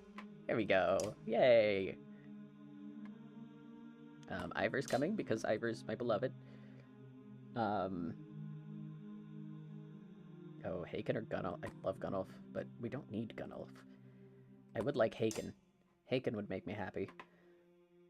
If there's throwers, I should bring Luden.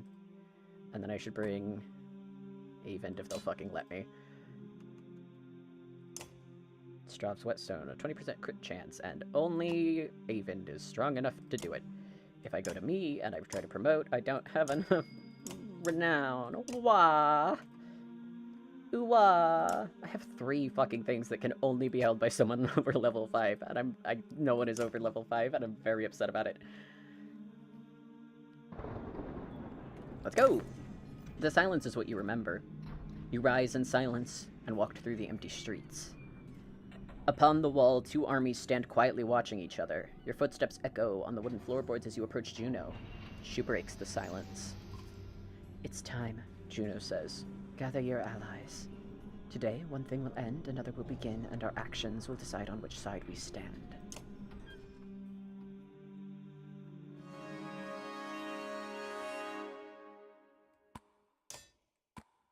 Ivor and Haken first.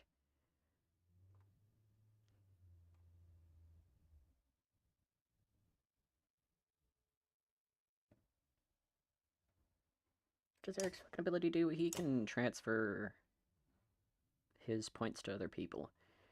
I could bring Mogre. Mogre's a big boy with a big shield. Mogre might be useful, actually.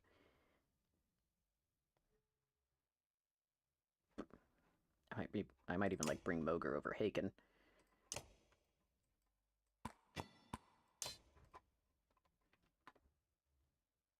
Having that extra shield will be nice. Nice. I think Ivor deserves to come because of one arm. I'll put it that way.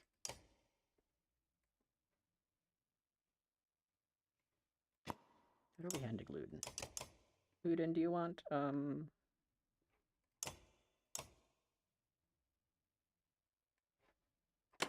those. And then, -2 aggro. No, I think we're good.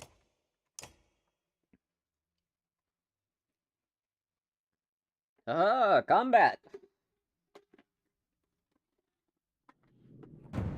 I'm almost out of peanuts again, and I'm kind of upset about it.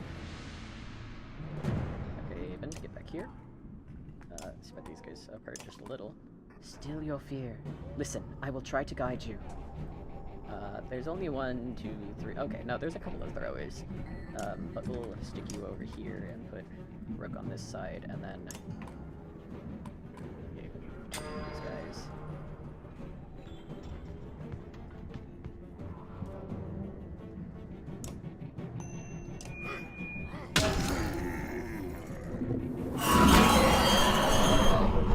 Thank you. I appreciate that.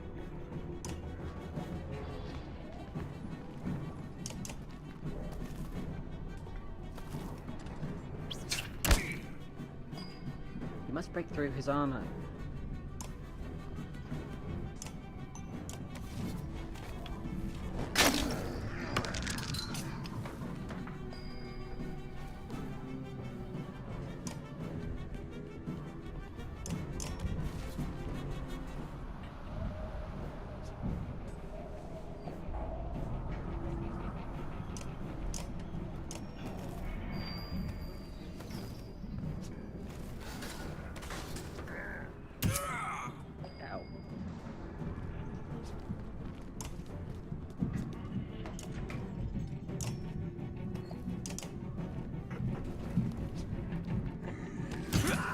Ow.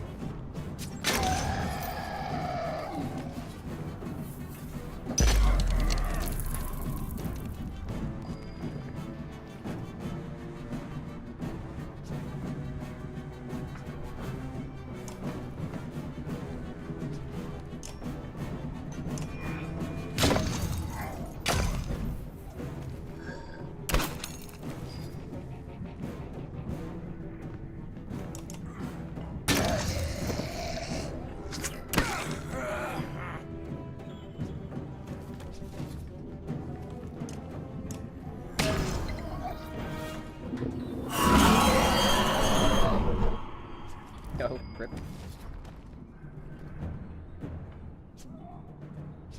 Why do they all have to be in a line right there?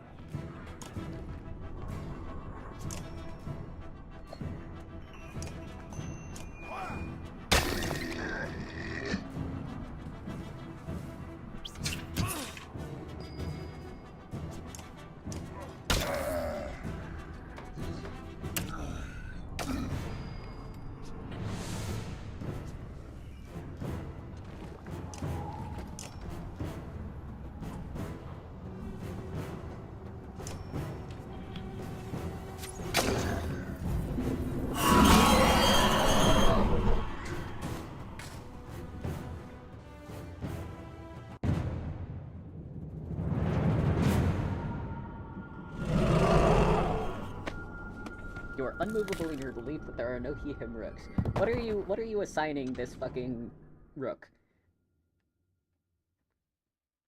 Give me the pronouns.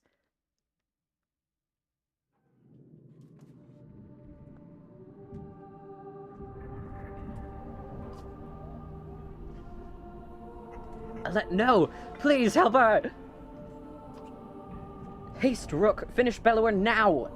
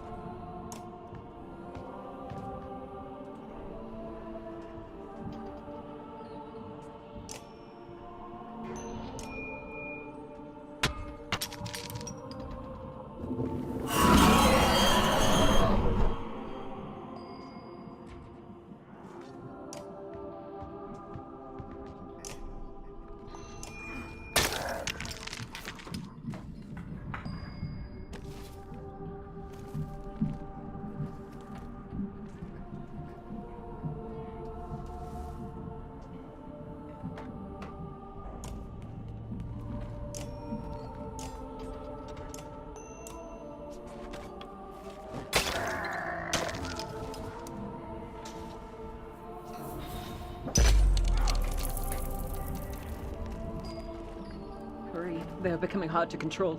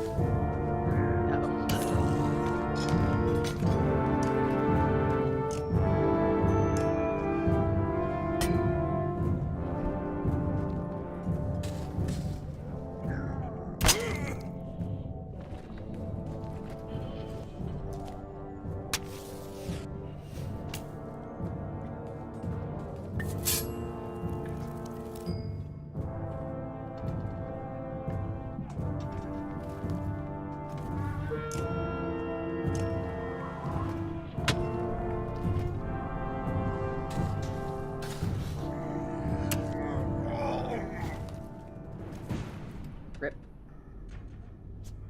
Battle failure. Last thing you see is Bellower standing above you, and you know this is the end. Everything you've worked so hard for, gone in an instant. Whoops! Try the last checkpoint. Yay!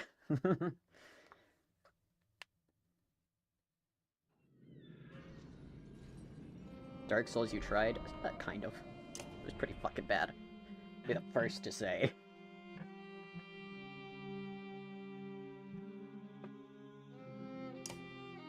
Promote Luden about it. Or I could bring Odaleaf. Or Eric. Can't promote Luden about it. Okay, so don't bring Luden.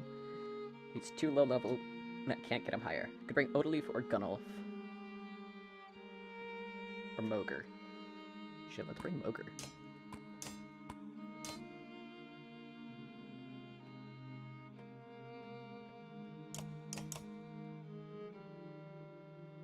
We all have items on? Good.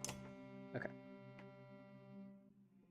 We're gonna take a quick 5, and I promise it's actually gonna be a quick 5 this time, before we go destroy Bellower. So, I'll be back in a minute.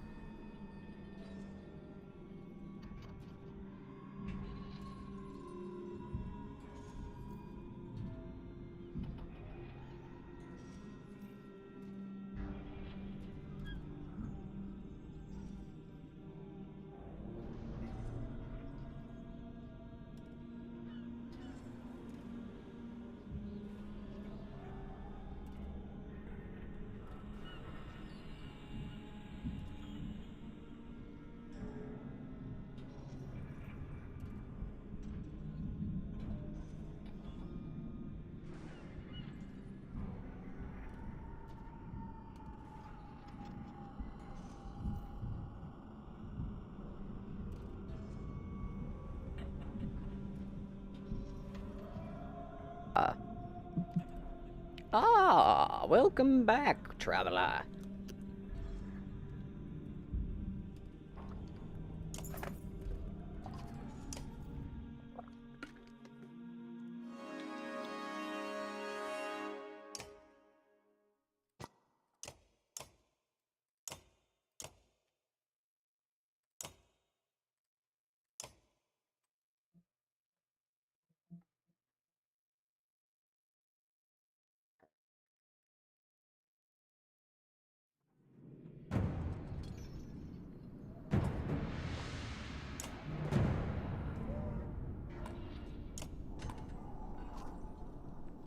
Still no fear. Listen, I will try to guide you.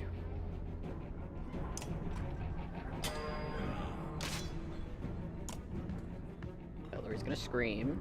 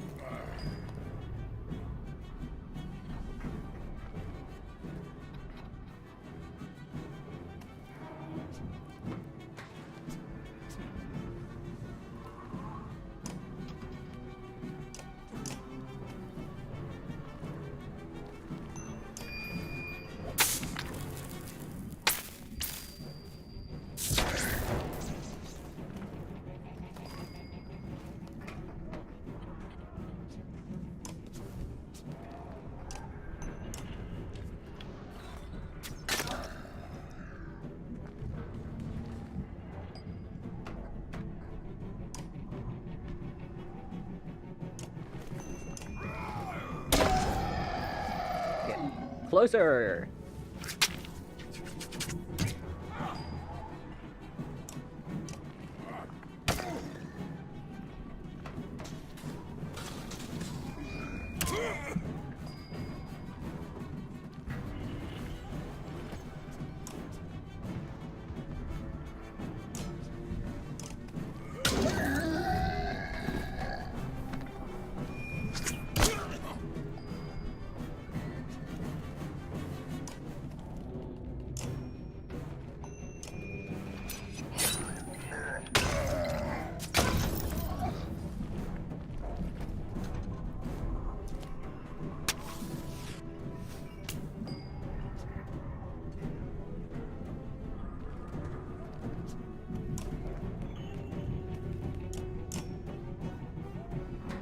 Sorry, Ivor.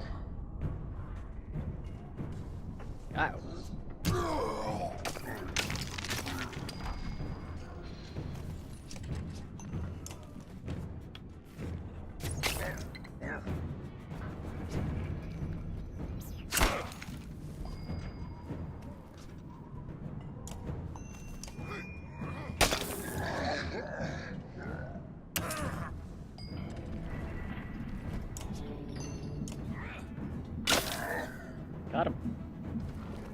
His armor's down. We knew it. We knew it. We're there.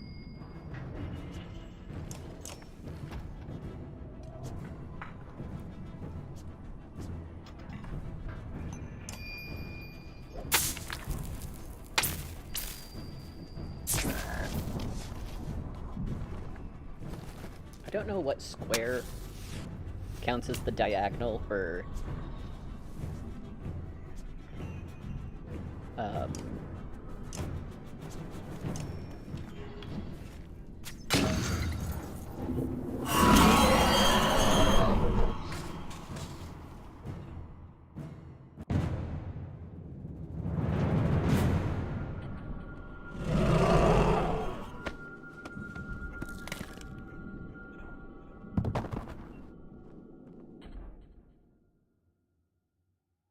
No, my daughter, help her! Yeah, Suzu? You go meow? I said no, please, help her!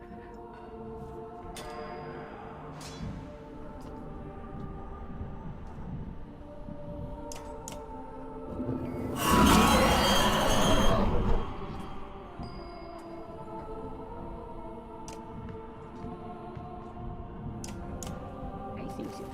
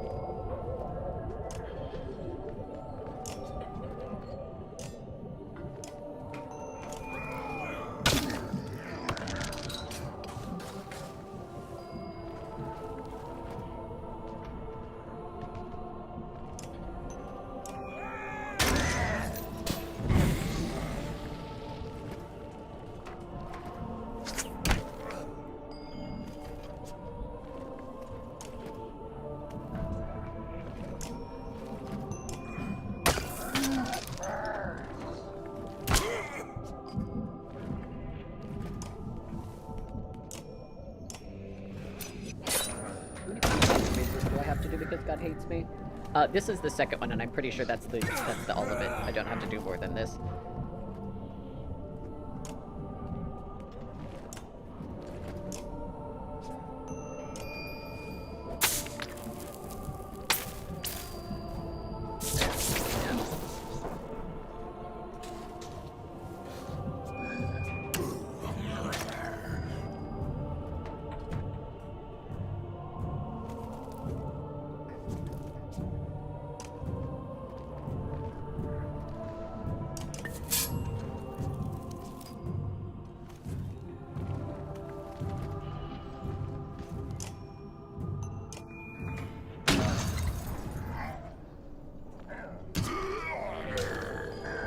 Rip.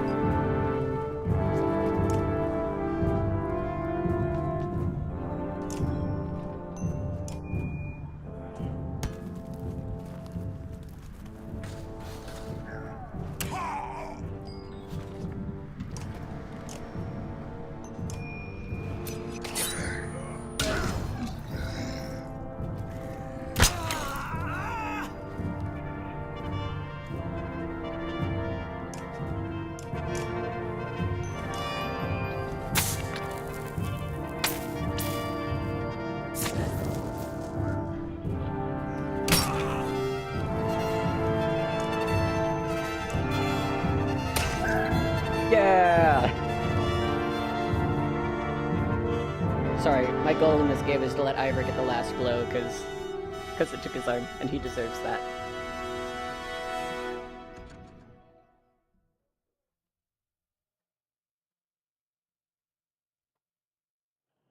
Is that...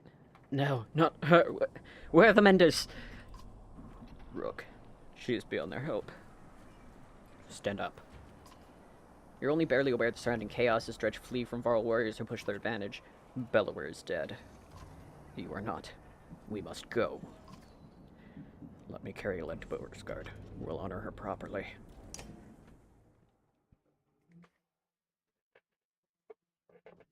Ivor definitely deserves it. Juno was right. With Bellower following the Dredge flee the field of battle, you return to Beauregard, but have almost no memory of doing so aside from the image of Alet's still body being carried in Ivor's arms.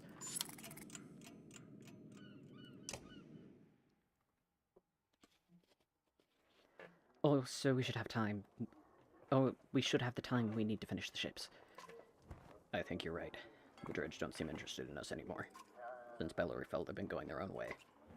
The Ravens have been keeping the docks clear. Juno's talking to them about something now. When those longships are ready, we'll be able to sail all the way to Aberang. With luck, before the darkness shows up here. How far south does it spread? I couldn't say. Hopefully not far. We'll get the prince back to his home, and Hagen has already decided to come with us. There's not much else to go back to. The two look up as you approach. Rook, it's time. Soon we'll be ready to leave Beauregard. Find somewhere safe. Once the ship is done already. One ship is done already, at the docks. I had it prepared for Alet. I'm not ready to see this. Come, Rook. It's time to honor your daughter.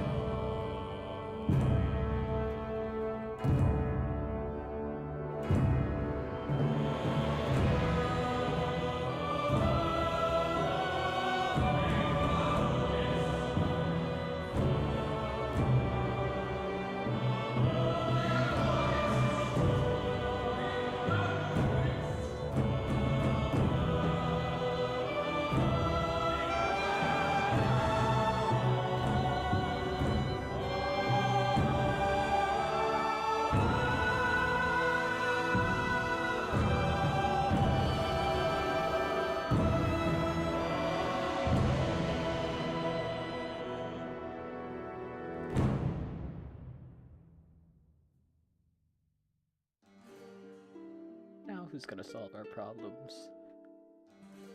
Yeah. Yeah.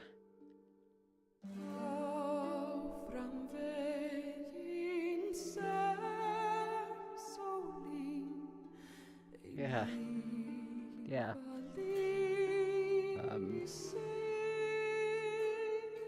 Yeah. Yeah.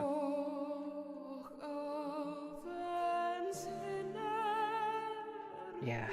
Yeah. I just have a lot of crying to go do. I don't, it's just about the,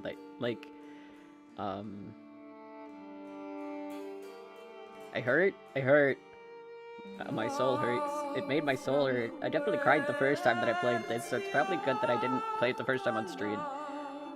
Which meant that, you know, I'm not crying right now. Um, I promise I'm not. Um, Christ.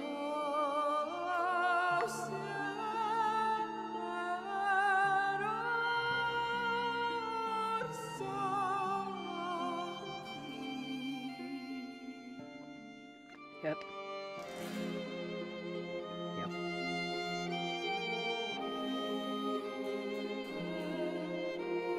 Yep.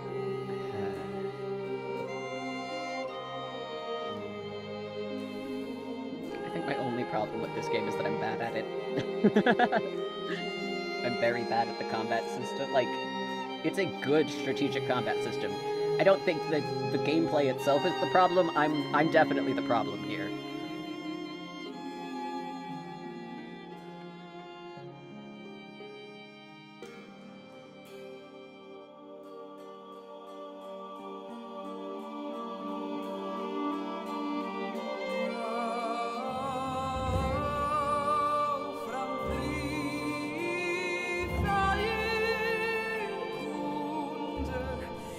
Oh, they used Inkle for this. That's interesting.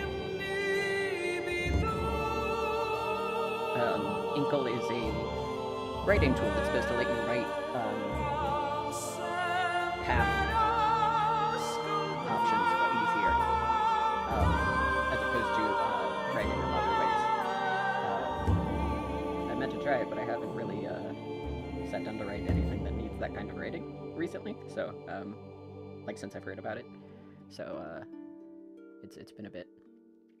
Away goes rancheros.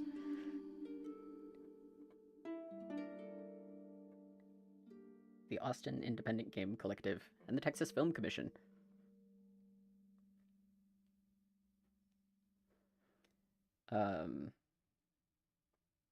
No, it's a good story. It makes me have a lot of emotions. Um, like I just think I'm just a little like fucked up about it, you know? Constantly. Actually, I think the end of the first one, it's a good stab to the middle gut game, you know? Fuck you and everything that you do. This is going in between your ribs. Um, can I? Nope. I guess we're sitting here. Oh wait, I can just scroll. Check this out. That's kind of fun.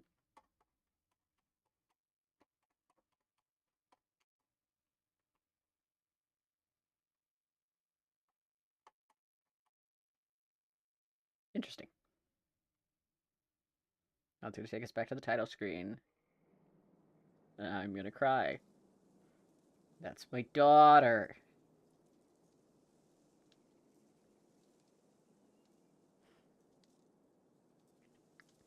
So yeah, you can theoretically get Rook killed instead of Alette. Um, and that end sequence is much the same, but it's Alette standing next to Rook instead of, or standing next to Ivor instead of Rook standing next to Ivor. Um, I, oh my god. Uh, okay. No, no, we're done. We're done. I'm done. That's the end of the game. Next time we'll probably pick up with 2. I might do a couple of streams between this one and 2 just to cleanse the palate a little bit. And by that I mean I need some time to recover again. um, so we'll come back to this when I'm ready, emotionally and physically. And next stream hopefully we'll do a little well something different, and then we'll go to Banner Saga 2. There's 3 of these, and so it'll probably take us a little bit to get through. but I am very fond of these games, and so I do want to play them all on stream. Let's see, when's the next time I'm going to be streaming? Not tomorrow. That's a Saturday. And not Sunday, probably. I don't have my work schedule in my calendar right now, so that might be why I'm having some issues letting you all know when I'm going to be streaming next. So I'll keep Twitter updated. I'll keep this updated. Schedule some recordings through the YouTube function. Probably also find some other way to post about it. Thanks for coming to my stream. I really appreciate it. I really appreciate you guys, and that's not a lie. If you just roll in there like, hey, what the fuck is your problem? Sorry. Austin Wintory is an amazing fucking